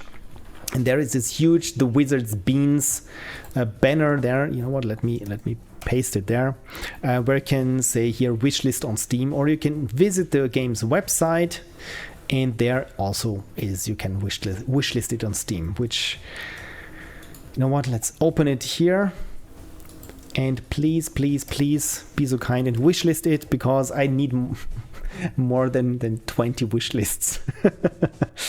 Yeah, please note you will need to take action to release the application. Yeah, I know, it's not done. It's not complete yet, but yeah, working on it, as you can see right now. So, do I want to keep this little dot here in the corner of the button?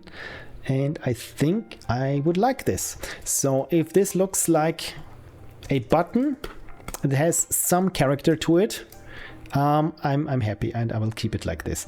I always say start at least like twice the size that your asset will be in the end, and right now I'm already down at the pixel level. So yeah, what do I know? I just want to get it done. So I kinda like it, how simple and how reduced, or how, what's the word, minimalist it looks. So maybe I should pile things on to make it look a bit more maximalist. What happens if it has 20 wish listings? Nothing. I will just be a little happier than than before. I think to be featured by Steam somewhere you need 10,000 wish lists, and I don't think that this game has an audience of 10,000 people in the world. My hope is to make €100 with it within the first year of it, and maybe this is shooting for a bit much though. But again, it's a hobby project, and yeah, it was a lot of work. But I just want to have it out there, and hopefully that some people who are not opposed to playing text games on their computer, hopefully they enjoy it, and it works on Steam Deck, hopefully. So. Yeah, that's all there is to it. Frank says, okay, I remembered correctly. It's on my wish list since the first time you asked. Thank you, Frank. Yeah, I think I've asked so often now to put it on a wish list, and then I forgot. But yeah, there are people already have wish listed it, and I'm happy for every single one. And it's not that many, so I can even thank people probably individually. So yeah, as for the button, so there should then be the button text should go here. You know what? This looks kind of nice. No, it's not working. I mean, when I'm using it not as a square button or something, maybe I can have here some kind of ornament at the sides. But yeah, it's probably a little bit too playful. Frank said, knowing you'll probably ruin things by sending free keys to your core audience. Oh, thank you, Mihazel, for wishlisting. And Frank, you are so right. I'm just happy when people play the game.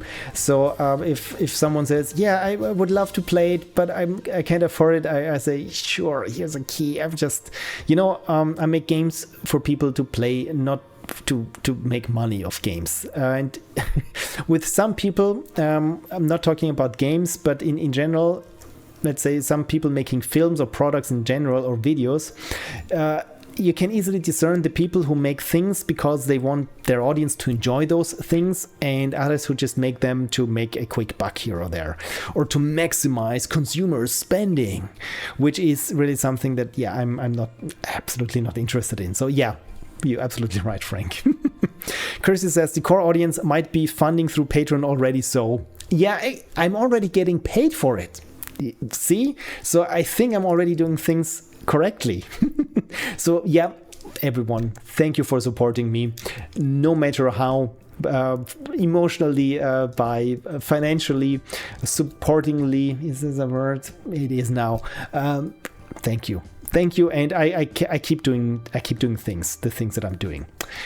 Talking about things that I'm doing and that I don't like, notice here the spacing is off.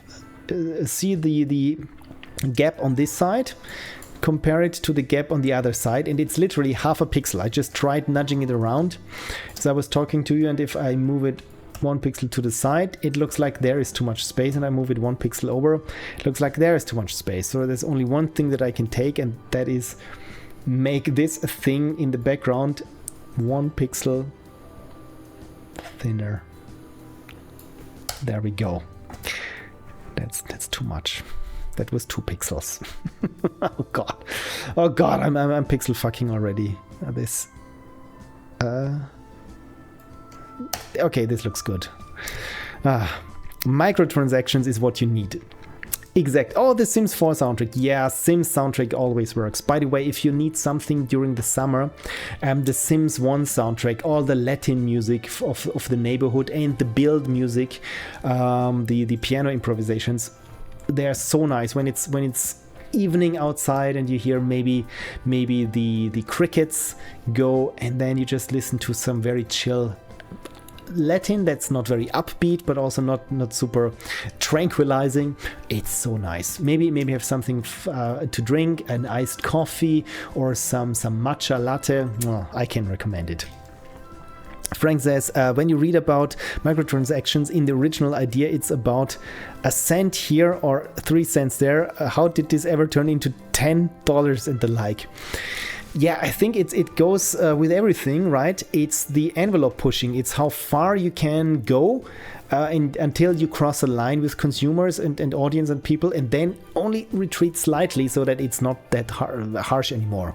But you're absolutely right. I also feel that games are overpriced. There are other people who say, yeah, but games are so expensive to make nowadays. And I say, yes, they are, but why do the managers, especially at big corporations like Microsoft, why do they get so much bonuses when they have to constantly lay off people, despite claiming, as Phil Spencer recently did, that they're having the best quarter ever and Xbox is doing so good because they made the right and hard decisions in the past. Which is another thing, because you have been laid off because they are making another hard decision so that they can entertain people in the future with even better products. So good riddance to you.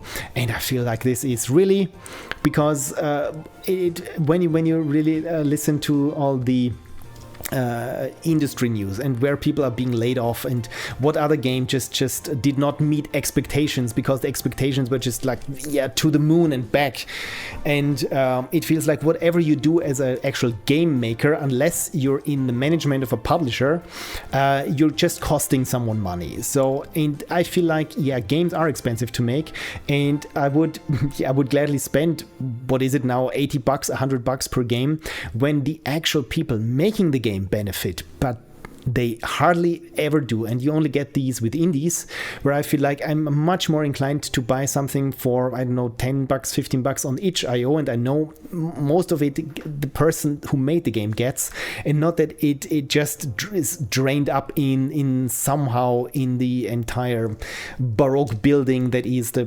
publishing and industry network, and it doesn't end up at the people where I actually want the money to end up with. So again, I'm rambling, but this is my take on it. So yeah, exactly. And the microtransactions, they started, okay, maybe we can 1 cent, 2 cent, what is too much? And someone said, yeah, let's go $50. And people said, that's a bit steep, but some still paid it. And in the end, a line goes up. And as long as the line goes up, they will sure as hell keep riding that horse until it dies. Anyway, Frank is going to suggest this playlist for music. And Mihazel said, ramble away. I'm already done rambling. But SimCity 2000 music. It's all the good midis. You know what? You probably know me, right? So let's have a look at my music archive. There we have it in media. It takes a while for the network drive to spin up, because I think I have these here. Media archived, music archive, midis, games. Do I have SimCity 2000? I have the Sims as midis, but not SimCity 2000. How did this happen? Do I have it here? I have the SimCity 2000 main theme. Look, I downloaded this in 2002, by the way. And even have here the Street Fighter 2 Ken theme, but with a church organ, apparently from 1999. Yeah, this is before I could download MP3s. I downloaded MIDIs because the files were much smaller. Look at this, 15 kilobytes, 40 kilobytes. You could get these. So this is why I have lots of MIDIs here. But absolutely, you're right, Frank. I should download the SimCity 2000 music. This is a great pick, thank you. And put it in the mix. SimCity 2K music 2 mix. Thank you for the suggestion. This is clearly unacceptable. Midis ain't mid. Oh yeah. Thank you, Cursey-Poo. I thought, wait, is there another format? Is mid another format than MIDI? But yeah, they aren't mid, they are red. I hope that's what you meant. Okay, so I was trying to draw here a button, and again, maybe I just leave it at that. Maybe add some more shading or something. I don't want to overdo it, but of course, since it's a button, it needs different states. So when you hover over it, it needs to be somehow, as a user, you should understand that it's being hovered right now or something. So I said maybe some more details. So I pick a very dark color and have it here, the button where at the sides, where it, hopefully, why doesn't it work like this? Hopefully that it becomes much darker, but you don't see any difference apart from when I paint over here that the texture changes. So what's the dealio? Why is this? How is this? Because I thought I was picking here a dark color. Oh, I was just picking the wrong color then. So yeah, this is how I stay in the palette of my reference, is I just pick colors here from my reference. So this is the darkest brown that I get, and I use this here for the edges. There, maybe should have it somewhat symmetrical. I mean, it's kind of subtle, the effect, but hopefully it's just something that you. It's like with color grading. It's something that you should feel. You shouldn't see it. You shouldn't notice it. You should just feel it, that it feels a little bit focused. What's going on this button here? Why did you change the title to Wizard's Beans? Because, yeah, good question. Before it was called Been There, Done That. It's a pun, and the saying goes, don't name anything after puns, you will regret it. I don't fully agree, but I know where the sentiment is coming from. And the thing is, I thought in terms of marketing, and if you see or if you hear a title that's called just Been There, Done That, with you only know, okay, it has to do something with beans. I have no idea what this is about or anything, and I thought I would have a harder time selling it when it's called Been There, Done That. Also, it doesn't really mean a lot. I mean, when you think of, okay, is this in terms of a title, and it's a story, then you think, okay, it has to do with beans and all the things you can do, and you do so many things and you're done with them, and it's like maybe Olympics with beans or something, where it would make sense that it's called Been There, Done That. Yes, I did all of this. So essentially it was like Tower Escape. This was the other thing that I thought to name it, but of course when you say something like this, like Tower Escape, you already have an image in your mind of what a game like Tower Escape could be, and it's probably an action game, maybe, and this again probably did not work. So I thought maybe something that sounds more like it's a story. Once Upon a Time, which of course many games I think are already called Once Upon a Time, so that's the other thing, is what other titles are similar to yours. So I thought, okay, it should sound a bit like a fairy tale, because fairy tale, okay, reading book tale makes sense. You get the right feeling with it. And the other thing is, it should hint at, bit fairy tale, bit fantasy. So I thought, okay, I probably focus on the wizard, but then of course it's about the beans, because they're main part of the story. So this is how I came up with the Wizard's Beans. When you hear something that is called the Wizard's Beans, or a short period of what did I call it? Of unintended detainment or something, of unintentional detainment. This sounds like, this sounds like a book title, perhaps a Wes Anderson movie. It's not something with a lot of action, so you have a different image of what this could be in your head. And of course with the beans, something with beans and the wizard. So you think, okay, fantasy, maybe fairy tale and beans. And I thought, okay, with that I think I can paint the right picture in people's heads what the game is about. So a very long answer to a very simple simple question is, I put a lot of thought into what to call it. Perhaps Been There Done That as a subtitle, or Wizard's Beans. I tried with many subtitles, but then I thought, okay, to stand out, there is you have to be a little bit different from what other people are doing. For example, many games are called one word, the Dark World, or something like this, where it's called, like Tube the Ultra Gain, or it already sounds like, okay, this is trying to be an action shooter gamey. And then you have, or where it's the common notion is, people like short names like Drift, or Xenopunk, or just one word that's easy Googleable, not something like Echo, because no one will Google that game. This is a game title, but anyway. So, and then there is someone who made a game that is called I think Planetenkanonen-Verteidigungskommandant. And this is so funny because people say don't use German words, don't use long words. But if you lean into that and have a game that is called where the joke is no one can pronounce it who isn't German, because it's such a long word and it means planetary cannon commander translated, suddenly it becomes part of it and suddenly stands out because no one is doing this. And I thought something a little bit similar, because my game has such a long title. Again, it's called The Wizard's Beans, or A Short Period of Unintentional Internment. And you go like, okay, that's odd. This probably is not an action game. So again, this is why because when I called it The Wizard's Beans, Been There Done That, or Been There Done That, The Wizard's Beans, it sounds, I don't know, it has this feeling of being a literary game. I need a drink. So hopefully, this was my train of thought, over much compressed now, but over 2 or 3 days where I just obsessed over the title. No, it must have been weeks. I remember writing pages upon pages of story or name ideas. Unintentional detainment is also lol. I tried with various kinds of because I wanted to hint at, it's an escape game in one part, but there are so many escape game adventures where it's just one room, escape the unknown, and they're all similar titled. So, and I thought, okay, I don't focus on the escape, I focused on, you're locked in.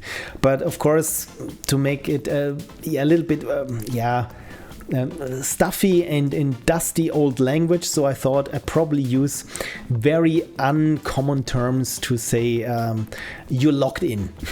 So it is a brief period of unintentional internment, so it means something happened, and the title is trying to gloss over it and make it, I wasn't locked in, I was unintentionally interned for a very short period. So where you try to make it sound is not as bad as it was. So again, this was the idea. So you focus on the adventure, ? Yeah, exactly. It's beans, and you have an adventure with it, and you're locked in a tower essentially. And hopefully this is, I use a very long title, so that's part of how I try to convey all these things to players, because let's face it, my game will never be successful. Like I said, it depends on how you measure success. If you're Square Enix and I say, the game is successful when it sells 10 million copies all over 3 console generations in 2 days, then it's also probably not going to be successful no matter what game you put out. With my game, again, my biggest marketing will be when people come across it on Steam just randomly. And for that, I want to make an appealing title image, or an appealing what's it called? Capsule art. So it's the little thing that you see when you... where is it now? The little thing in the store. The image where... the standardized image here with the logo, this here is the capsule art. So when this pops up somewhere in the search or so, it should look, this looks nice. This looks like a friendly fairy tale, and look, it has even cute beans there. So hopefully from that, I pique your curiosity, then you read here, again, marketing, again, coming up with what to write here. This also had like 20, 30 iterations until I came up with what the essence of the game is, that also makes it interesting for people. And so when you happen upon this, you click at it and think, okay, it's a text game. Yeah, maybe if it's a good one, maybe then you scroll down and see, okay, features. Yeah, what here it says the game is not for you when you're looking for, okay, RPG systems, romance options, or combat. When you many people who play text games, I've realized in my research, they play graphic novels or text games where there's lots of either fighting or RPG mechanics, or lots of people you can romance and dating simulations. And I really want to make sure that, yeah, my game is not that. If you're looking for this in this game, you want to date all the little beans, you're not going to be very happy with it. And when you're not happy with the game that you bought, you get angry and then you write a bad review. So the most important thing is setting up expectations of the players who buy this thing.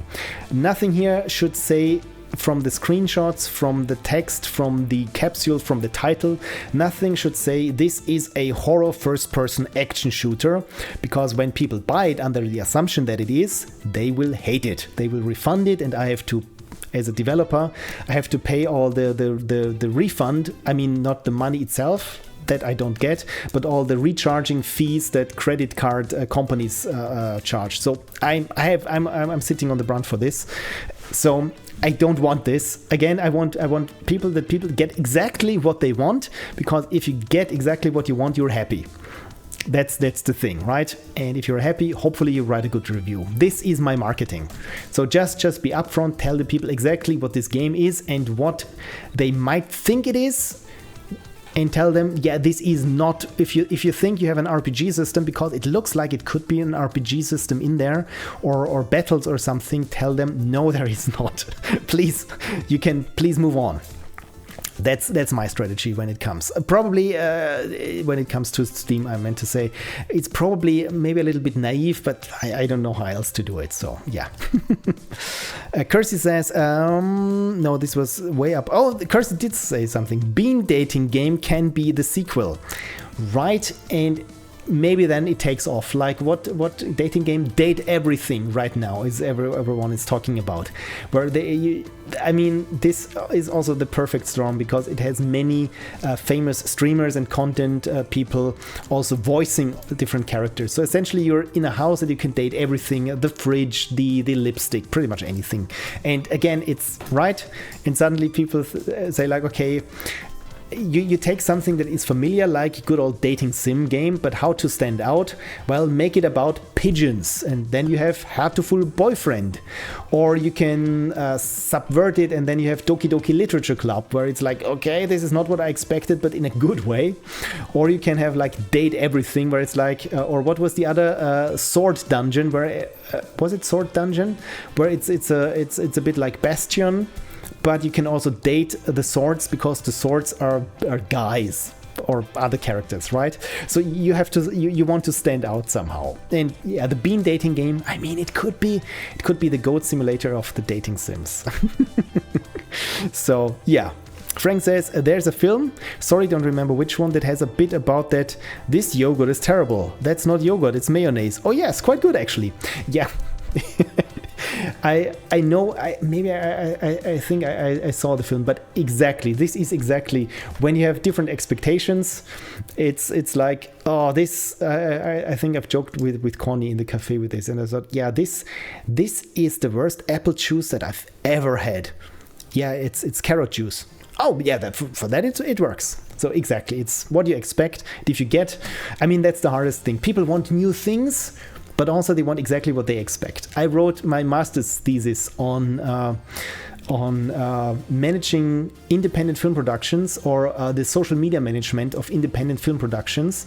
And essentially, also there I said, independent films, as with independent games, they want to stand out, or they, for example, with their title of their films, they already put some problems, some obstacles in the way of people knowing what to expect from them. And from that I learned a lot about marketing, and this is where it comes from. A film is an experience good, as it's called. So you consume it by experiencing it, and you only know whether you would like a movie if you watch it. So of course you cannot give the film away for free for people to watch it and then say, well, was it what you expected, because then I need to see some money. And when you say it's not what I expected, then you can't force them to pay, right? So essentially it's this very fine line of give and take. How much of an experience do you give the people so that they can assume it's what they are into, but also not too much, so because otherwise if it's exactly what they want, and then it becomes a little bit boring. So in places you want to surprise people. It's a science by itself. But yeah, I'm talking what's it called? My mouth is already 200 miles ahead of me. So, and I didn't even get ahead with this little button. Yeah. So, as for the button, we have some more texture. Maybe I want even more texture. So let's make it a bit brighter here. Maybe that's too much. Let's reduce the opacity there of my brush. So it should look a little bit worn, a little bit old. So this is why when you use a button very often, that it becomes very worn in the center and accumulates some dirt at the edges. And I think this one works. If it's too much here in what I draw, maybe it is a little bit, especially if you have multiple buttons on top of each other, and of course the pattern will show that you have maybe some irregularities in there, and they get amplified if you see them like 15 or even 3 times in a row. Do you put it on itch.io, says Mihazel? Yes, at some point. The thing is, right now I'm focusing on Steam, because on Steam, I mean Steam takes a bigger cut than itch.io, and as maybe some or not all of you know, if you're I cannot tell how big the cut is that Steam takes before taxes and everything, but there is an industry standard that says Steam takes about 30%. And I say yes, also a bit, maybe slightly more, but not that much. So yeah, you can guess how much Steam takes just for offering you a marketplace. By the way, you have also to pay like $100 to get your game on Steam. This was much worse like 10 years ago, because then you had to go through Steam Greenlight. So you had a lot of people vote on your game that Steam would allow it on their marketplace. So right now you just pay them a fee, which you can recoup through game sales. So this is essentially my game plan, is just to get the $100 out of it that I put in to get the game on Steam. So 30% plus or minus. When you're a big player, like a AAA game studio, and when Steam takes 30%, you say, yeah, no, thank you. We're Microsoft or we're Electronic Arts. We're not going to do this. We have our own marketplace. Then Steam says, well, maybe let's say 15% or 10%. So they have a completely different leverage.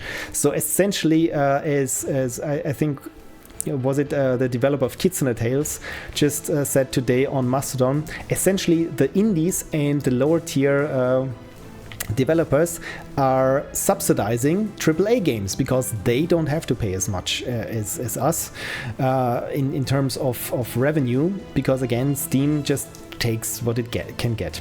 The other thing is, for that I want to put it on itch.io, but there is also a thing, it's not entirely spelled out in the contracts that you have as a developer with Steam, but essentially Steam, you don't want.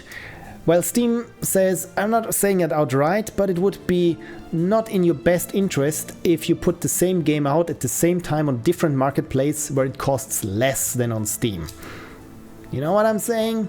Things happen, likely accidents.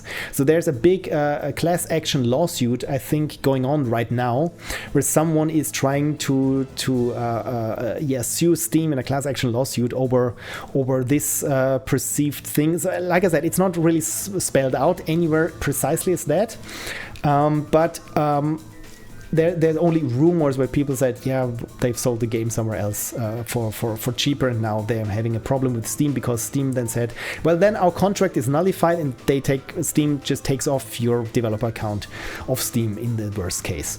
So for this, yes, I want to put it it's a long answer. So yes, I want to put it on itch.io, but I cannot make it cheaper than what I have on Steam, despite itch.io taking a much smaller cut than what I have on Steam. And I'm already can expect consumers to say, why? I mean, when it's the same on itch.io as it is on Steam, you're just a greedy bastard who wants the most money out of us. To which I say, yes, but also it's a bit different or a bit more nuanced. And the other thing with Steam is why I'm focusing right now on the Steam version is just more complex when it comes to cloud saves, because I don't think you can do this with itch.io, where you can start on the computer and then go to a different computer with the same login, and then it just syncs your save files, and also achievement tracking, that sort of thing. And I want to get this done with Steam, and then maybe, for example, when you get an achievement in Steam, well, it plops up, and it's in Steam, it's registered as your achievement everywhere. We know how it works. itch.io doesn't have an achievement system, but then again, I still want to give players some sort of an achievement that pops up, because I already have the code where it checks whether you're granted an achievement at some point or not. But for this, I have to code up my own local achievement system, where it has this little icon. It tells you, congratulations, yeah, you achieved the big feat of Russell starting the game. And of course it needs to keep track of the achievements on your hard drive. So again, it will be a bit of work to implement this for itch.io. And also itch needs also a page and some community work. So right now I'm just focusing on Steam, and then later maybe put it out on on itch, and maybe lower the price at some point. We will see how it gets. But again, this is a very, very short answer to a very, very even shorter question. So, my button, how does it look? It looks fine, just fine. So what should happen when you hover over this button? One thing is, probably I want to duplicate what I have right now and put this in a group that I can easily duplicate it. So there we have, we call this button default. And when you hover over it, or the button becomes active, it should look a bit different, so that you know that you're actually hovering it. Duplicate layer. There we go. So I have now this as a duplicate. How do we want to make it even more stand out? Maybe we can let's duplicate this as well, just to make the outlines a bit more pronounced. Maybe we can have it shimmer golden or something. So for this, I limit now where I draw. So I limit the effects of my brush now to the transparency of the layer. Essentially, this means wherever I'm painting, I will be just painting here. It will just show up where I already have some paint. So golden. Yeah, let's make the frames brighter in general, and then give it some yellow, intense yellow shimmer in places. Yeah, now it's all of the places again. Maybe I need to, you know what, let's have it shimmer, reflect a little bit of the environment. So this is what I like about painting metals.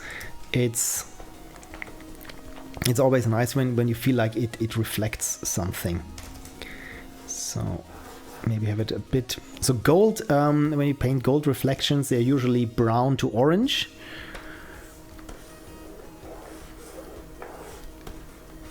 So, and maybe I can go a bit darker with the brown here. Something like this. And the other thing that I love painting, of course, is, some of you already know, is highlights. And the problem here with when something is already a bit bright golden is how to draw, where to find the highlights. So maybe I make it here at the bottom a bit more golden as well. Frank says, I think I'm going to go. I'm starting to have a slight headache. Oh dear, I kind of woke up with it already, and social activities are not helping. Oh, I totally feel you. Thank you for your input, Frank. And I really, again, as always, appreciate you showing up for my rambly streams. And I hope I didn't, well, maybe, I think I contributed to your headache. Let's be honest there. So I try to calm down a little bit and say thank you again, Frank, and hope you have a wonderful week and that you recover from your headache. Have a fun rest of the stream and see you the next time. Yes, see you too, Frank. All the best and happy, healthy recovery.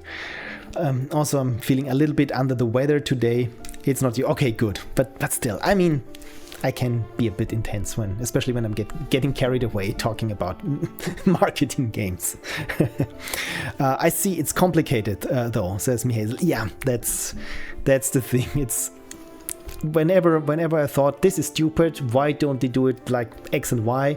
Then I start researching the matter, and of course, as always, it's not that simple, because if it were, people much smarter than I would have already figured out the simple thing to do.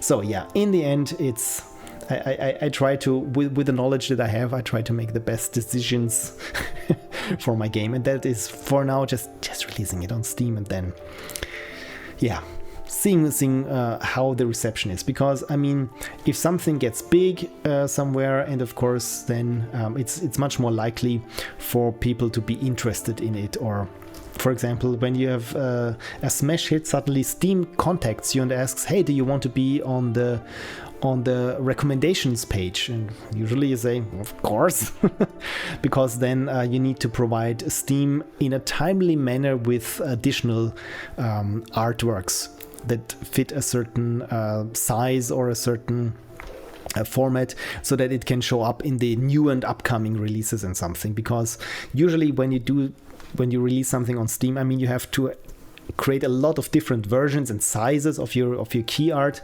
But of course, if you get featured, you can even have a little animation or something. But yeah, I'm not worried about this. So, and I know I will never be featured, because again, for this I need much more players than I will ever have with this game. And yeah. And other games like Valheim, for example, they suddenly attracted a big group of people, and of course then, like I said, Steam and others were much more inclined to listen to them, what they have to say, and were even willing to have them on their platform. For example, my previous game, that is Finesweeper, it's a Minesweeper variant, for those who know it. For those who don't, I think I can quickly find it anyway. I mean, I remade my website, so it's on pixelprophecy.com. Finesweeper, it's that game here. And it was recently on sale on Steam, and it's been on Steam since the 25th of May 2015. So, and I mean, I would assume a lot of people play Finesweeper and Minesweeper in general, or are interested in this. And Steam says that I have about, I think, 20,000 sold units over the course of these 10 years. I mean, many of those were bundles or some keys that I had to give away. So it's not really that I made 50,000 euros with it. It's far from it. But I thought, well, that's like 15,000 players. I mean, that's not nothing. So I approached Good Old Games, because they also sell newer games, and they replied. It was very friendly of them, with a very friendly but email saying, yeah, it's not really their crowd, and the game might be good, but it's not suited for their marketplace. And I thought, I said I have that many players and they're still not interested. And yeah, I mean, that's the realities of it. 20,000 players of your indie game might be good for you, but yeah, again, in the grand scheme of things, it's nothing. So I just try to make do with the places that are willing to have my game and don't kick it off. And that's what I really like about itch.io. It's really this no questions asked. And the good thing about this is, of course, if you are one of these providers, chances are that suddenly you have a surprise hit. Maybe the next Balatro doesn't launch on Steam or something, because the creator didn't want to pay or couldn't pay the $100, so they looked elsewhere, and then bam, maybe it's itch.io or something completely different. And then everyone wants your game. But until then, yeah, I think I'm rambling again, but you know my point, I think. Because if you understood my point, please tell it to me. I was trying to draw and make a sensible point, and neither of that worked, by the way. Thank you again, Hazel. Thank you for getting and playing Finesweeper. And yeah, thank you for the happy anniversary. Yeah, I did not celebrate. This reminds me of labor market indeed, right? It's everywhere the same thing. I feel like, it's problematic and it's tough. And in the end, I always feel like the wrong people, for the most part, profit of other people's work. Because with the big layoffs in the video game industry, interestingly, you never hear that the people who made bad decisions, the management, is being laid off. They still pay each other the bonuses and then lay off successful developers for not meeting their expectations. So yeah, again, I'm a little bit grumpy when it comes to that. Yeah, right? Yeah. The history, says Cursipu, of the game industry is the history of class struggle. You know what? You're not wrong there. It's history tends to repeat itself.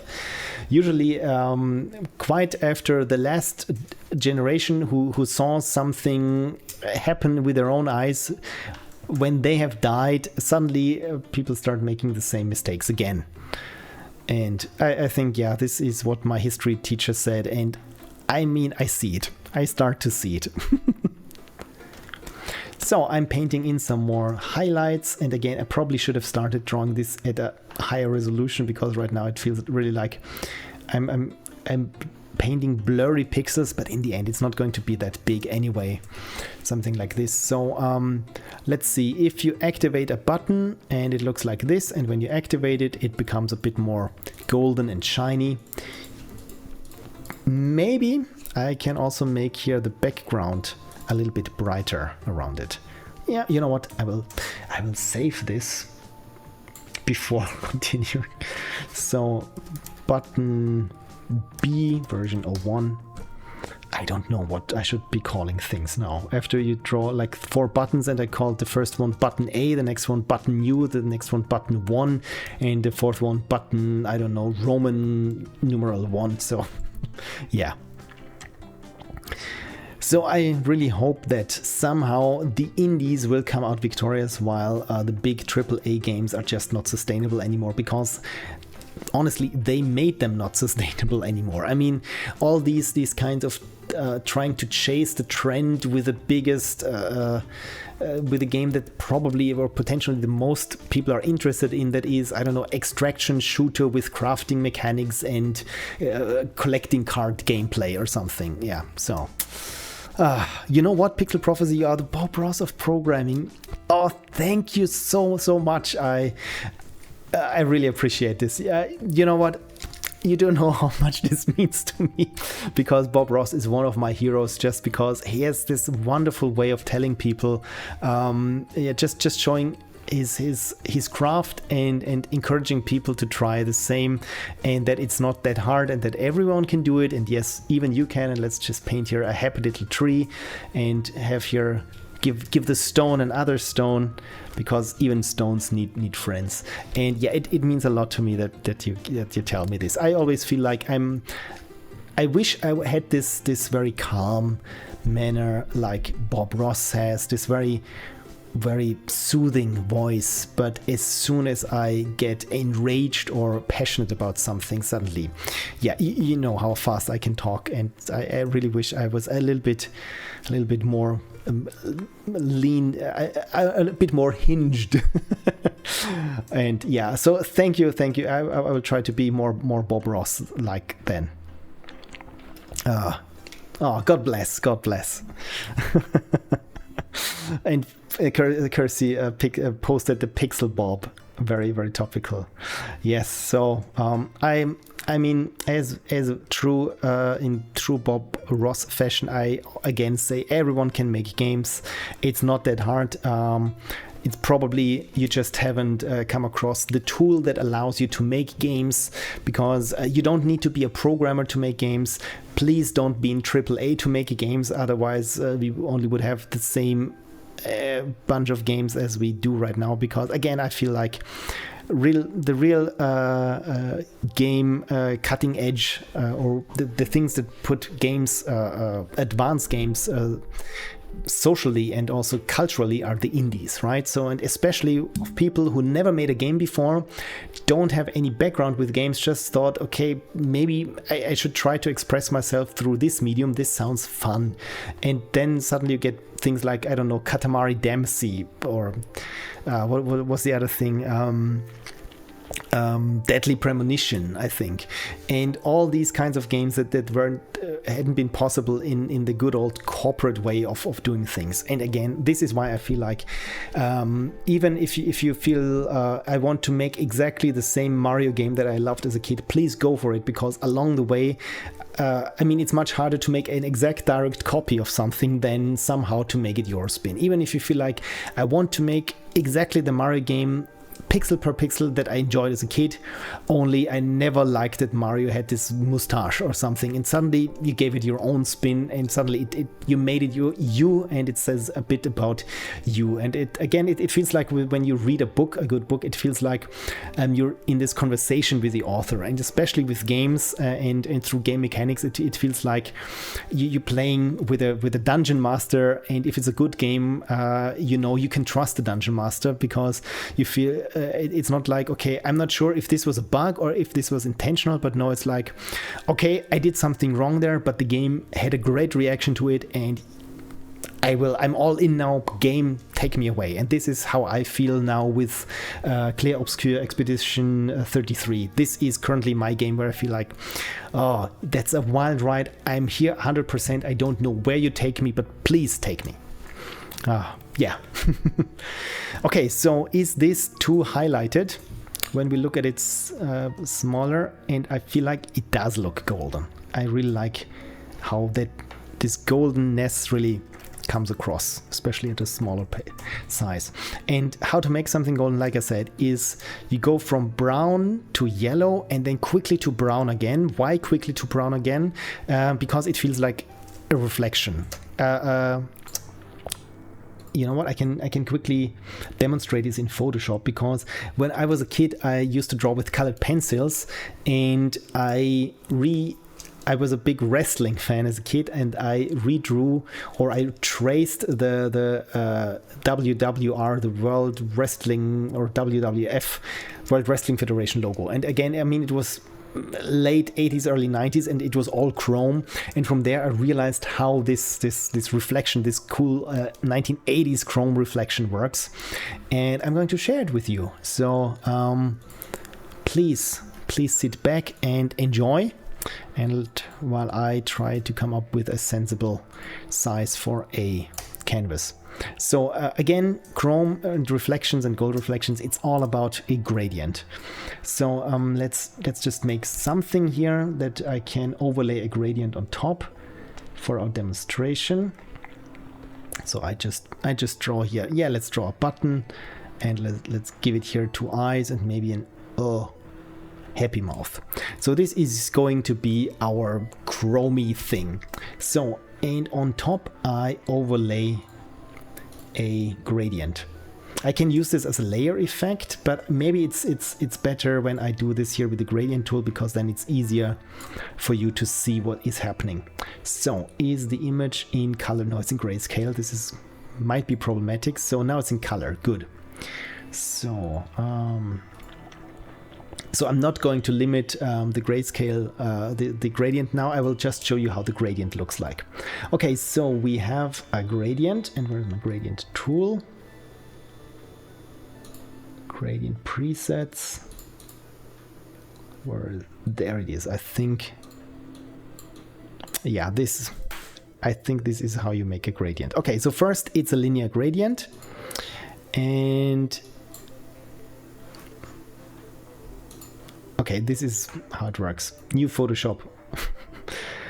They changed things, and this is throwing me off. Okay, so we have here a gradient, and for gold, let's start here with a friendly darker yellow. Let's start here with a brown, and then add here a point. How can I add a point? Please let me add a point. That's not how to add a point. I should have been much more prepared. Mihazel says, sorry, my laptop shut down. No power. I wanted to say your new signature sentence should be, there is no wrong programming, just happy little pixels. Oh, happy little pixels. You know what? I'm there. There is no wrong programming. I mean, no, that's not true. There's lots of wrong programming, but there is no wrong game design. There's nothing wrong with... see, this is why I didn't see them. Here, down here, this is where you change colors and put things.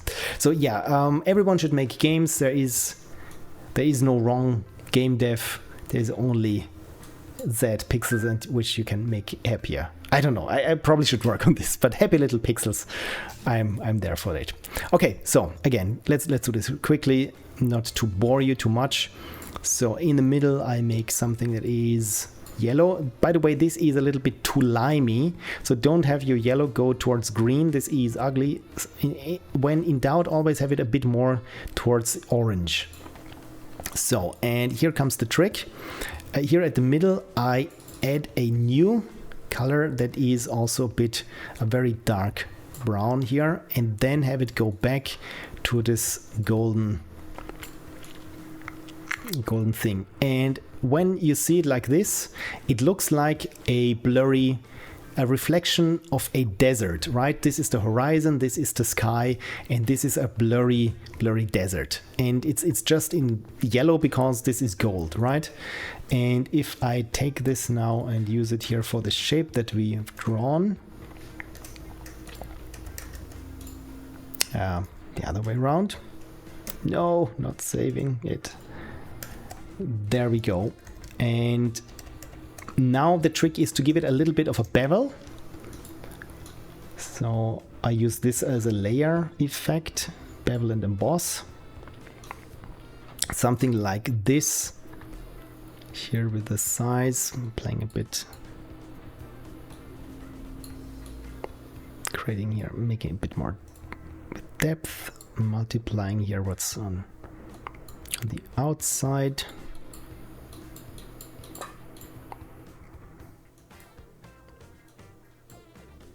So yeah, something like this, and it has this yeah. Of course, you can rotate it a little bit,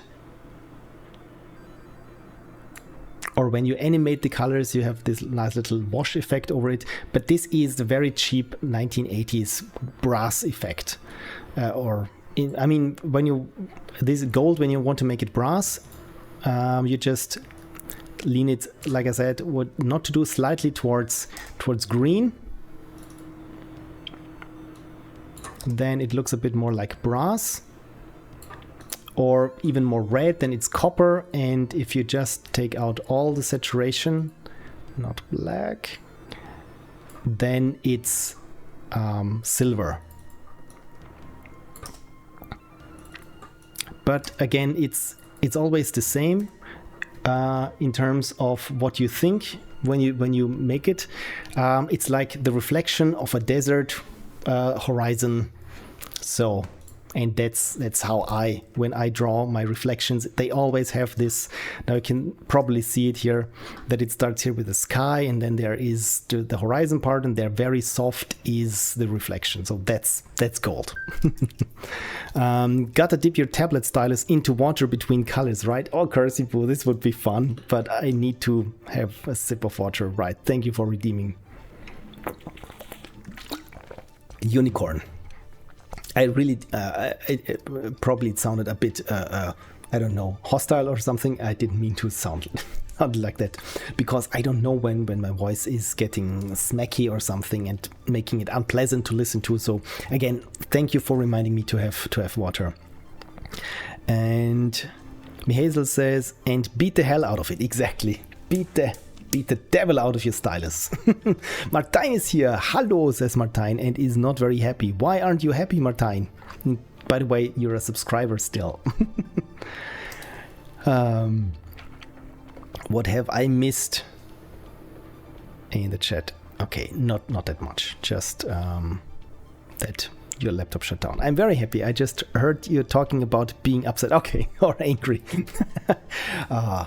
I'm never angry. Only when I talk about the video game industry.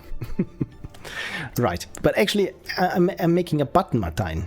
So this is the hovered version, and this is, well, that's the regular version, and this is the hovered version. And I want to make when you hover over it, the background, maybe give it also maybe something. I mean, right now it's just that the rim is golden. But yeah, I will just mess around.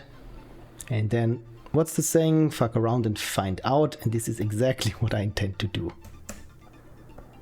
Because it works, especially for art, it works for so many things. When I'm, as many of you know, I'm a colorist. So when I'm color grading with a client and they are not very sure about something they're saying, where they say, yeah, maybe we should, I don't know, try to make the sky less blue. Hey, but what do I know? You're the colorist. And I say, well, most of the time I don't know either. So let's just try it out, and then we will see it. And if it looks good, they will keep it, and if not, but I've learned not to dismiss things that I haven't tried right away, especially when it comes to artistic things, because you never know when something that sounds so stupid that no one else does it, when it suddenly works and no one has tried because it just sounded stupid. Martijn says, I know I'm a subscriber for 24 months. That's 2 years. You know what?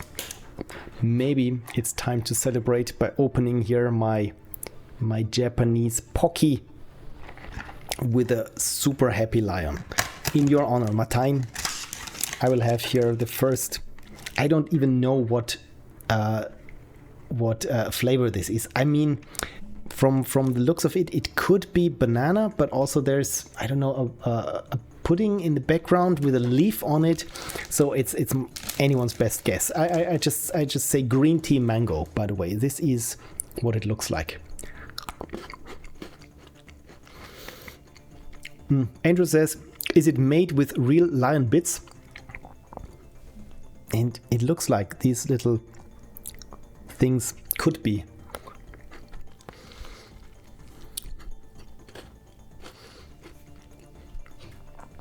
I spare you the sound of me eating this. But it tastes like milk, banana, and maybe coffee. And they had me at maybe coffee. So it's hard to...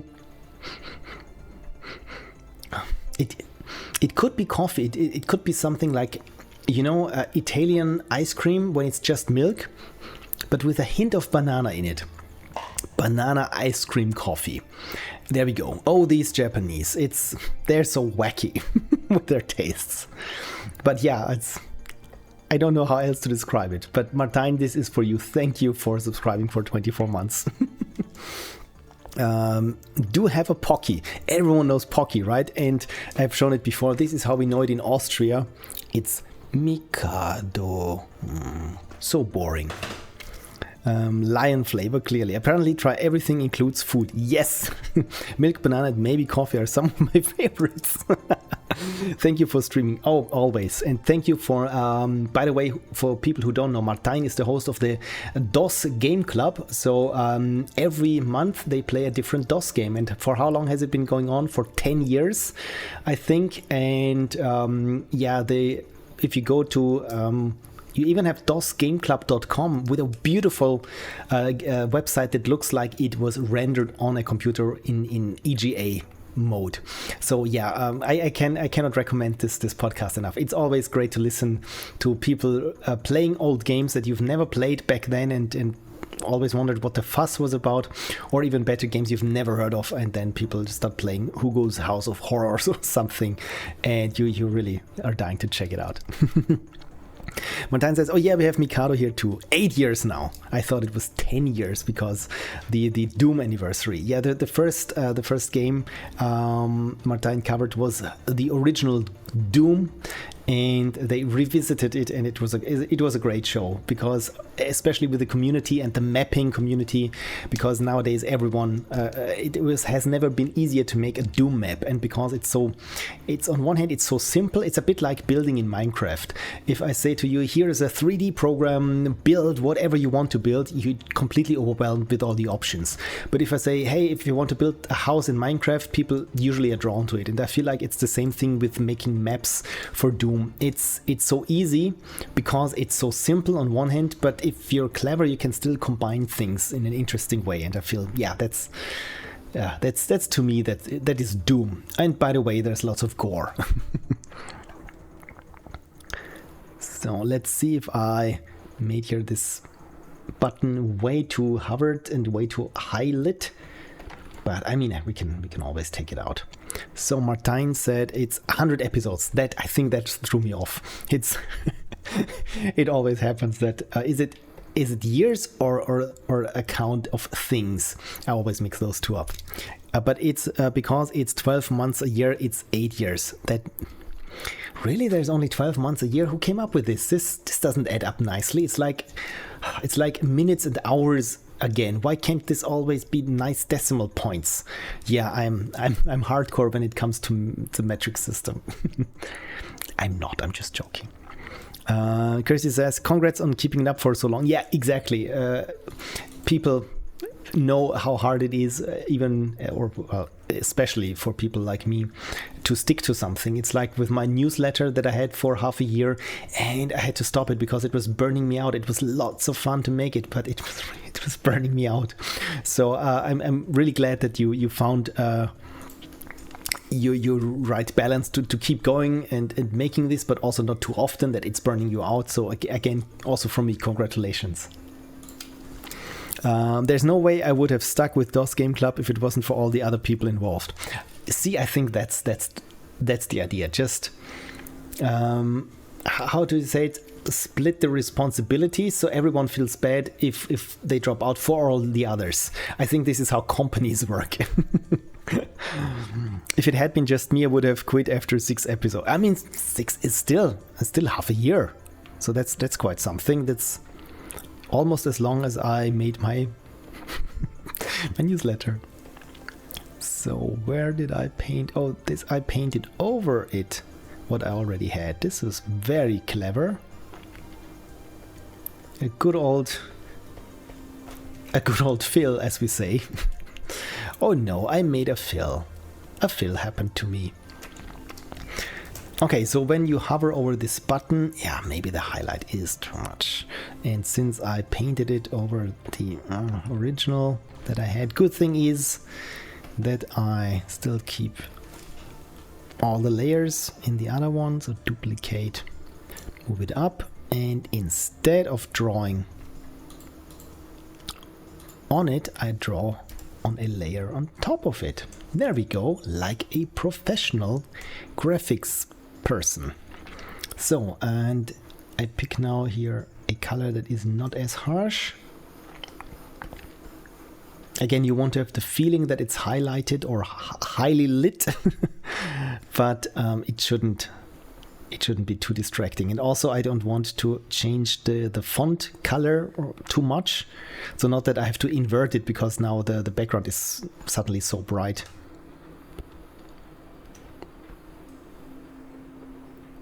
Yeah, I think this might be enough. Or you know what? I just come to think of it. It looks a little bit like it's rounded. So what if I make the bright part here on top? So yeah, now it has this slight 3D effect. Yeah, I think I like this. I think I like this. Turn it down a little. Yeah, much better. When you do something over, so a second time, because you messed up in the first time, it's always faster. The result in most cases is always better, but the morale and your motivation is like in the basement. So it's a give and take. Do I want to make this good or do I want to stay motivated? So Martijn says, to be honest, I don't think quitting is failing, really. You still made a great newsletter. Oh, thank you.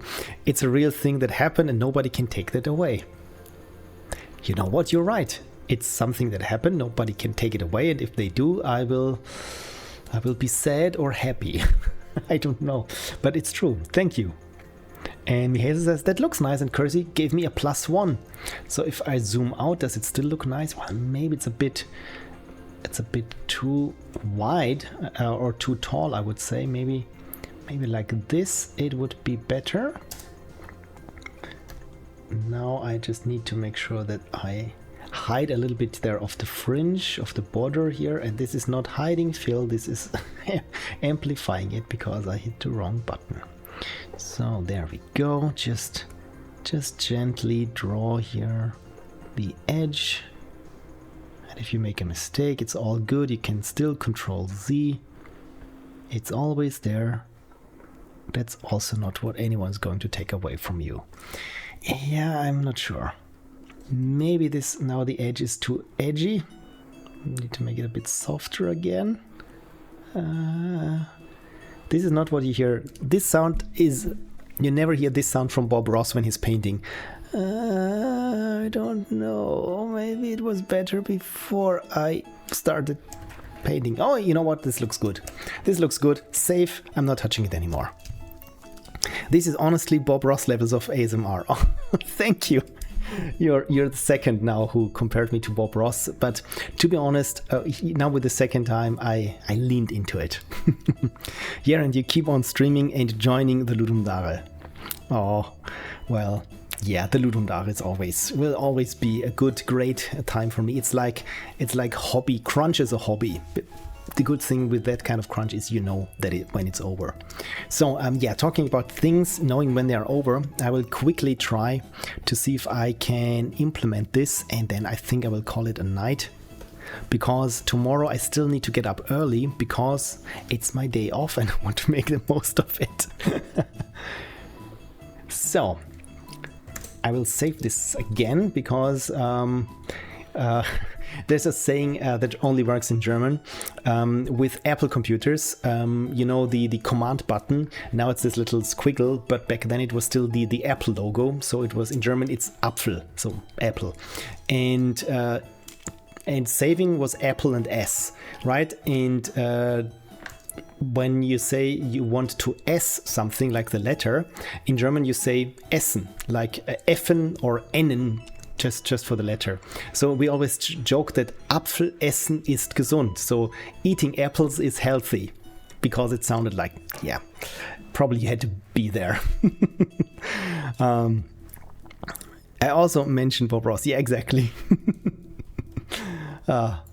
So let's crop this down to something manageable.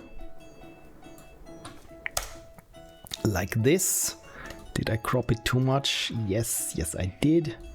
So it's always good to have a little bit of leeway or fringe around it. So, right. Of course, it needs to be transparent around it, and I wonder why it's not transparent right now. Oh, because I did not cut the background to its size.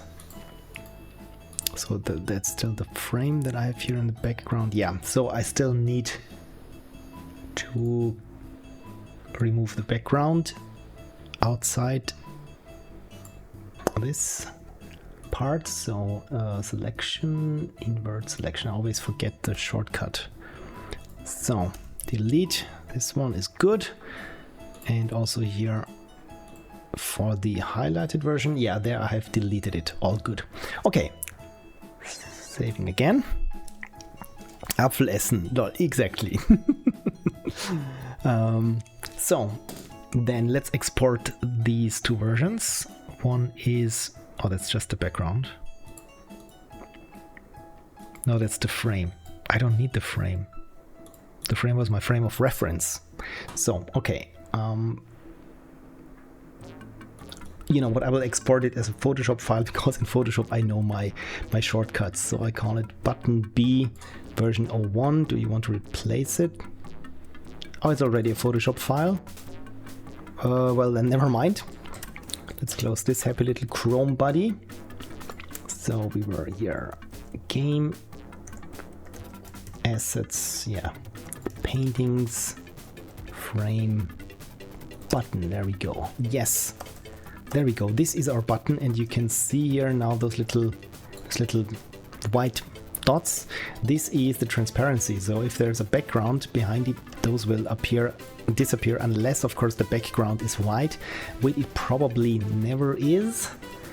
But if I wanted to make sure that we don't see this background, or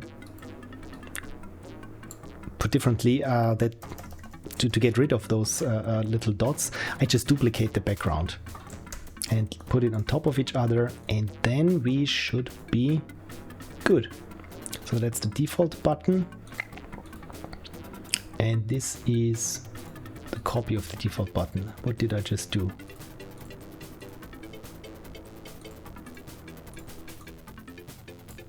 Oh, I moved it, not copied it. That's the thing. So, okay, we have here our default button and the highlighted button. Highlighted default. Yeah, I think this works. Good. Then I can say I want to trim it down to all the transparent pixels, so this makes the edge a little bit closer even, because this will be in CSS the border color. So again, or you know what, I will save it as version 2. So saved as a version. Always version your saves. It will save us lots of headaches when you realize that like 3 saves ago you deleted a layer that you desperately need right now. Happens to me so often. The good thing is I'm running Dropbox in the background, and I'm a paying Dropbox customer, which means I have 30 days I can retrieve files that I deleted or something. And I had to use this already twice this year.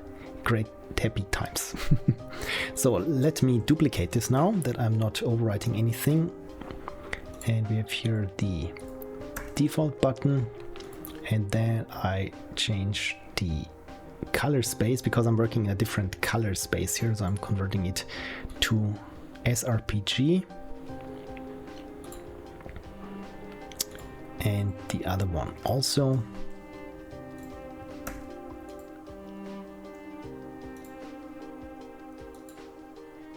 Image, no, it was layer, no, it was image, it should have been image, no, it's edit, I forget, edit, convert to profile sRGB, and it should look exactly the same. I'm only using a different color space when I'm painting. I think I've shown this before, is when you mix colors like red and green visually with a very soft outline in Photoshop, it looks like the edge where green meets red is dark, and this is not what happens in reality. So I'm working with a color space that is closer to how colors behave physically correct. Anyway, in the end, I want to display it on monitor, so this is why I converted to whatever a monitor expects, and the lowest common denominator is sRGB. Right, so I will save this as, and I put it right where my game is. Game, project files, images, UI, PNG, and there I have button A active, button A hover, button A plain. So I will call this button B plain, and this button B hover. Good thing that I already named my buttons. Button A hover, B plain, and button B hover. Good, now only we need to get it into the game. So, which is still running here in the background. Good thing, hopefully it was not too distracting. So that's my website, we don't need this anymore. I need to mirror the new assets. These are still my midis that I still have open. So let's find the game, and it is here. And let's find where these buttons are defined that we override how they are currently being displayed.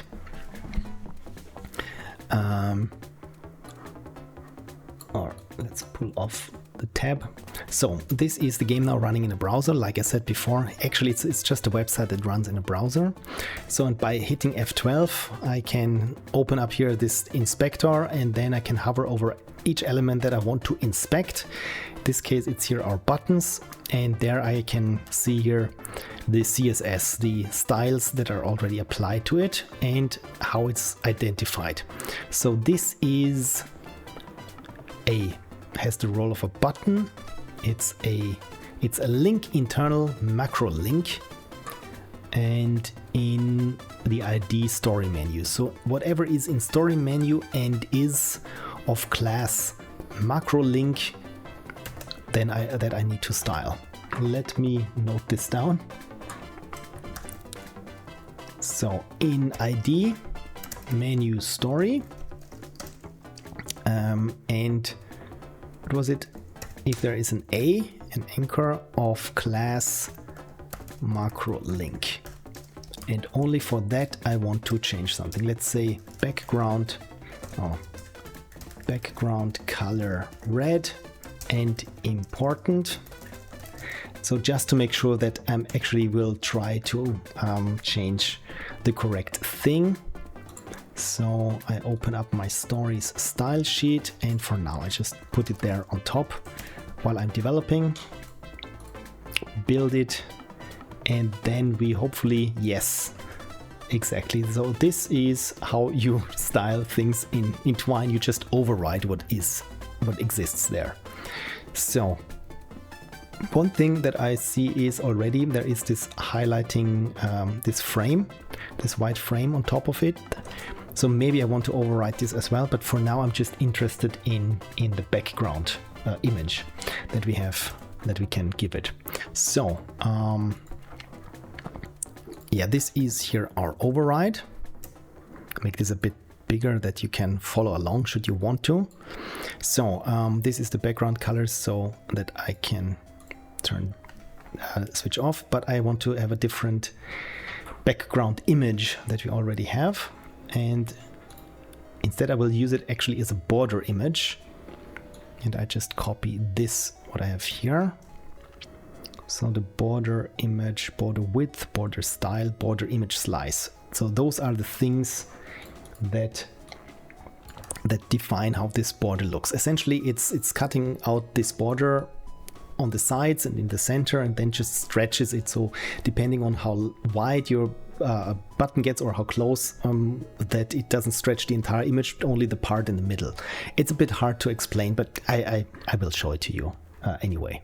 So for this to work, I just copy what I have here from the existing button, and then we return to the ones that we want to style here. So just copy and paste, and you see suddenly these buttons look like the ones that we have before. So I change now here the image source from button A plane to button B plane, and look at this. This is already our new button that we have here in the background. So the image slice, it's like I said, it's a bit hard to explain. Border width. Maybe if I make the border a bit bigger, you can see what is happening when I change here the image slice. So you see this button is of course now has different dimensions than the one that we drew. So essentially, you know what? It's much easier when I just take this and show it to you in Photoshop again. Or I can even use the one that I have here. So imagine that this is the button image that we have, and now this is being split into 9 segments like this, and those are scaled differently. So for example, if I need a button that is not as wide but much smaller, what will happen is that this middle part here will, I said this middle part here, did I cut it out? There we go. Okay, so this middle part here, why is it not working? What have I done? Cut. There we go. Yeah, so this middle part here, depending on how much text is there, will be stretched or expanded in the other direction. And the side on the other end will be just moved there. So essentially it's going to be that this is the border of the image. So if I move it, Photoshop, there we go. If I move it back up, and actually this is what happens, and I'm defining just where these slices, where one slice ends and the other starts. I hope this makes sense. So, and for this I just manipulate here these border image slice values. I think those are percentages from each side. So here you can see when I change here the value, also the one here in the image changes, and I want it to be as little as possible, as small as possible. Right now it's getting bigger and bigger, but this is because the border width is so wide. So hopefully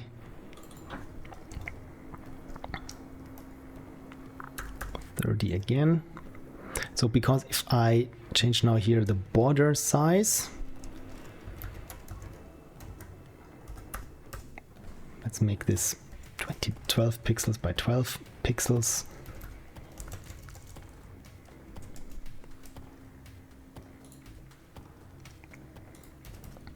The good thing is, while I'm tweaking these values, I see exactly what is happening updated here in real time.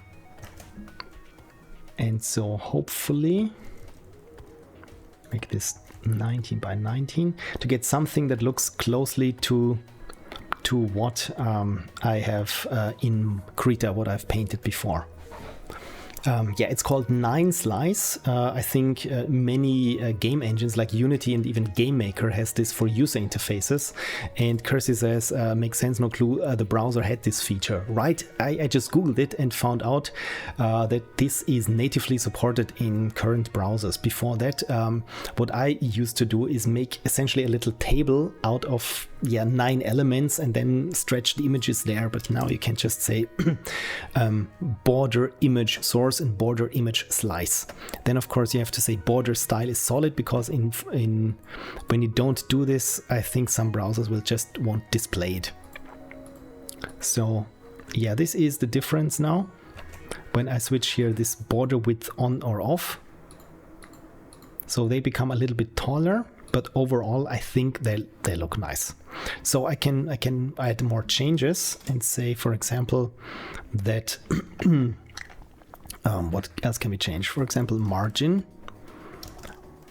let's say 12 pixels, so that they have a margin again to each other. So if I say 2 pixels and 0 pixels, they have 0 pixels at the sides and 2 pixels on the top and the bottom, or bigger or less. But 2 pixels sound actually nice, so they are not sticking this closely together, but still kind of close.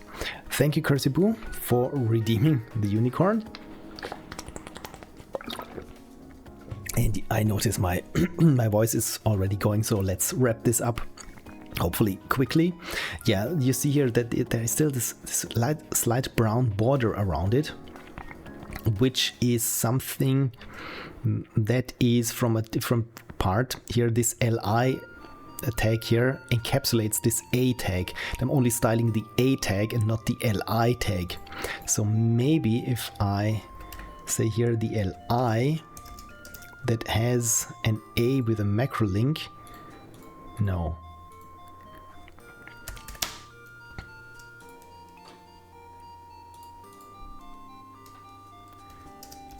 Does it work like this? No.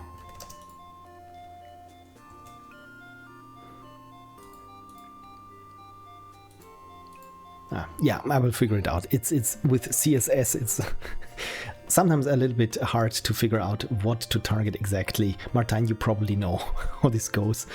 And yeah, there is this little highlight, but yeah, that's for different time. I'm just happy that actually it kind of looks how I want it to look.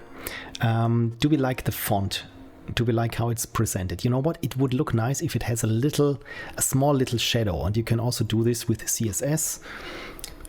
It's really as simple as you would think it. You just call text shadow, and then you say the distance from the sides 0 pixels, the distance from the top, let's say 2 pixels. And you can see here it's already having here a hard shadow, and I can say how much to blur it. Let's blur it by 3 pixels. When we zoom in, it already looks a bit nicer. And lastly, we need to give it a certain color, and for this I give it the color of 1, 2, 3, 6 zeros, which means black, and that's already it. Maybe I can look at this. See, it looks good enough that it against the background you can much better read it. Well, not much better, but a little bit better, and anything that makes things easier to read is good in my book. So this is when the default appearance of it, but of course we want to change it, the image, to something different, namely to image hover when we hover it. And for this, I think all I need to say is link hover. So only when I hover it, you see here it changes to what we defined, and is even animated. So again, this, we do not want to transition to this, but only from what we have so far. But I'm just making sure that I've selected the right one. So, and when we hover it, and we change it here from image plane to image hover. Yeah, and this is our golden hovered button. And when we put this together, this is how it looks. So since nothing changes when we're hovering over it, then we are not hovering over it, only the background, the border image. I can take out all the other options there or parameters and just use this in my Twine style sheet. Where is it? There it is, in my story style sheet. Paste it here and start the game. And now our buttons here, when I hover over them, look at this, they look much nicer now and much more in tune. Let's make this a bit bigger, much more in tune with the fantasy setting, right? I think this is nice. What we could do perhaps is maybe we change the text color.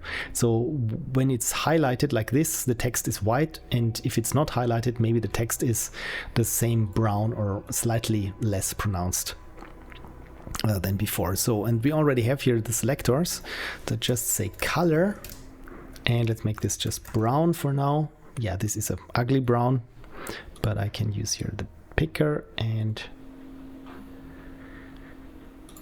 make it a bit brighter, something like this. So it's still legible, but when you hover over it, then it should become white. So let's get back here. Where was I?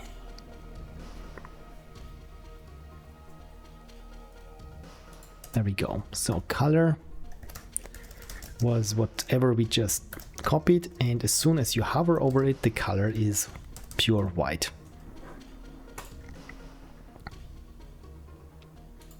So double check. When I zoom in, you see it's pure white, and when I'm not hovering over it, it becomes a little bit brown again. Something else that I notice it here in the background, it's a little bit hard to see because the background is really just the outer pixels there of the fringe, but it changes its color when it's hovered.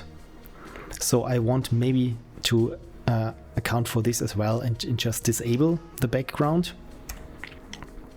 So because someone who made the Twine default style said it would look nice if the background changed, and I don't like this. So again, it's all, everything is just overrides. So background none, and also when we're hovering,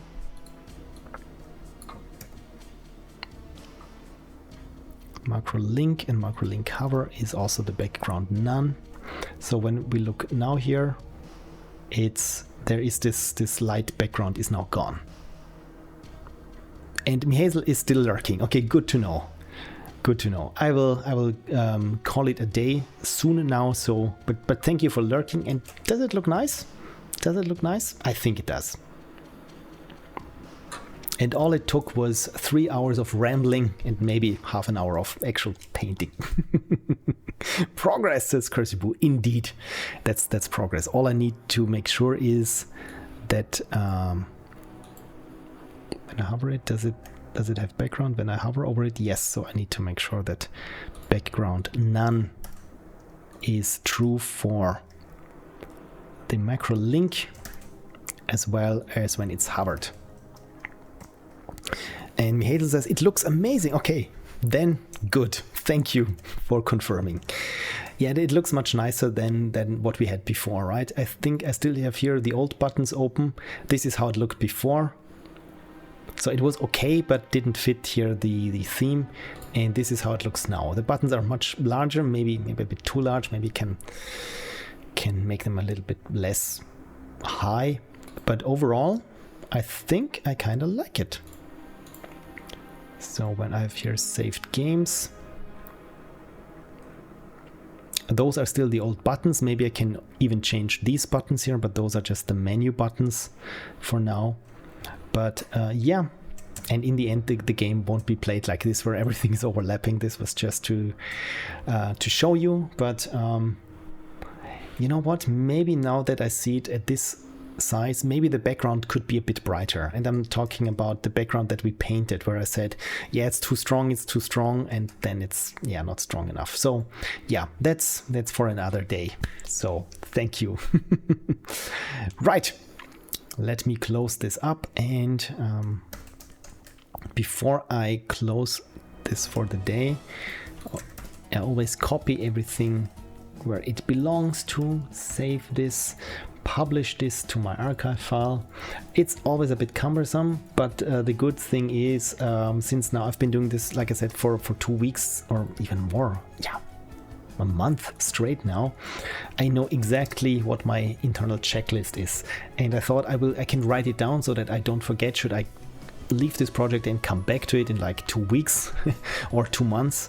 Hopefully this should not happen, but I need to write this down, my checklist that I do at the end of every day that I'm working on it. It's not a lot of things to do, just to be sure that I have, for example, here in my archive, for every day that I've worked on it, I create here a file so that in case anything goes wrong, I can come back to it, and after a month I just zip it into a month-long big folder.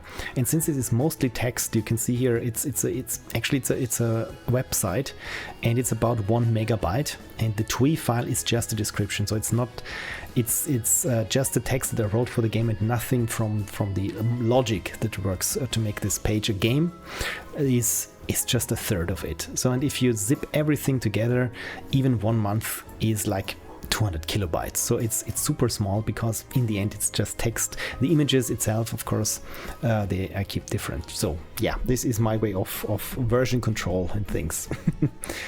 Right. So again, I thank you. So where is the button? I thank everyone for dropping by, for being active in the chat, for subscribing, for your support in so many different ways. Like I said, if it weren't for you, I wouldn't be here where I am. I wouldn't be having this much fun making games and streaming, and also I wouldn't have learned as much. Like I said in the beginning, when Lady Misleaf was still here and Frank, I'm learning literally every time I stream something new, and this is really great because I'm showing you what I'm doing, and everything that I'm learning is right now applicable to what I'm doing, which is very amazing, and I'm very grateful for that. And yeah, as you know, notice my voice is now going. So 3 hours apparently is for me my sweet time. And yes, Ashley learned a lot. Also learned, of course, Ashley did, and also Starry Ashley. She's a little bit smaller, but more curious and less fearsome than Ashley here. So yeah, we all learned a great deal. No one needs more than 64K, I heard, says Chris. Indeed, who needs more than 64K? This is what Commodore said, and then they made the Commodore with twice as much. Yeah, it was so fun. Oh, thank you. Ashley learned a lot. Yes, and spaghetti. And we're all learning, says Martijn. And yeah, especially with web dev. Again, Martijn also is a web developer, and I learned so much from the template that you provided for what would become pixelprophecy.com/stuff. Probably should need to do a redesign of this, but yeah, I can only have so many things on my plate. I feel like a German at a all-you-can-eat buffet where it's a plate, but everything is on there, and they just keep piling it on just before. Yeah, it's a bit stereotypical, but have you ever been on a cruise? It's not that far removed from reality. Mihail says thanks a lot, and so do I. I hope the music in the background was not too quiet, not too loud. This was an experiment, and so far no one has complained, so I think I'm on the right track. And Martijn is here for the Austrian-German jokes, hopefully. Yeah, Austrians make jokes of Germans, Germans make jokes of Austrians, and everyone jokes about the Dutch. At least I've heard. No, I'm a big friend of the Dutch. Sounds like I did something. No, it's just I enjoyed my time whenever I was in Holland or in the Netherlands in general. I have no idea what the stereotypes really are. I think they change depending on who you ask and what personal experiences they have. I think there are lots of funny stereotypes in places where there's a lot of tourism in both directions. So yeah, this maybe the next time we can look into stereotypes and make fun of the people who make fun of you stereotypes, because yeah, I think otherwise it's just punching at I mean, someone is born in different countries. Oh yeah, what's the fuss about? Anyway, I'm getting lost again. Kersey says, thumbs up for the music. Good, wonderful, and hopefully also on the VOD there should be me talking, but you shouldn't hear the music. That's the idea for the VOD. Let's cross our fingers that this works out. And if it doesn't work out, this time I can assure you that I'm also recording locally with all audio tracks. So if the worst thing happens, I still have everything and can re-upload it somewhere. Right. Greetings to Connie, says Mihail. Yes, thank you so much. She's probably already waiting for our bedtime YouTube watching. True crime. Always good, nice streams after watching true crime stuff on YouTube. Thank you. I will relay them to there. And yeah, let's explore these next time. Yeah, I will get cancelled probably. Well, I got lots of Austrian jokes that I've heard. Yeah, have fun with true crime. Yes, we do, and at least it's real true crime and not AI thought up true crime. There are stories of true crime YouTubers that just had everything made via machine learning. It's kind of sad in so many ways. Anyway, I think with that, you know me, I don't know how to wrap things up, so I should do it like Bob Ross and say, God bless my friends. God bless. See you next time. Take care. Bye bye.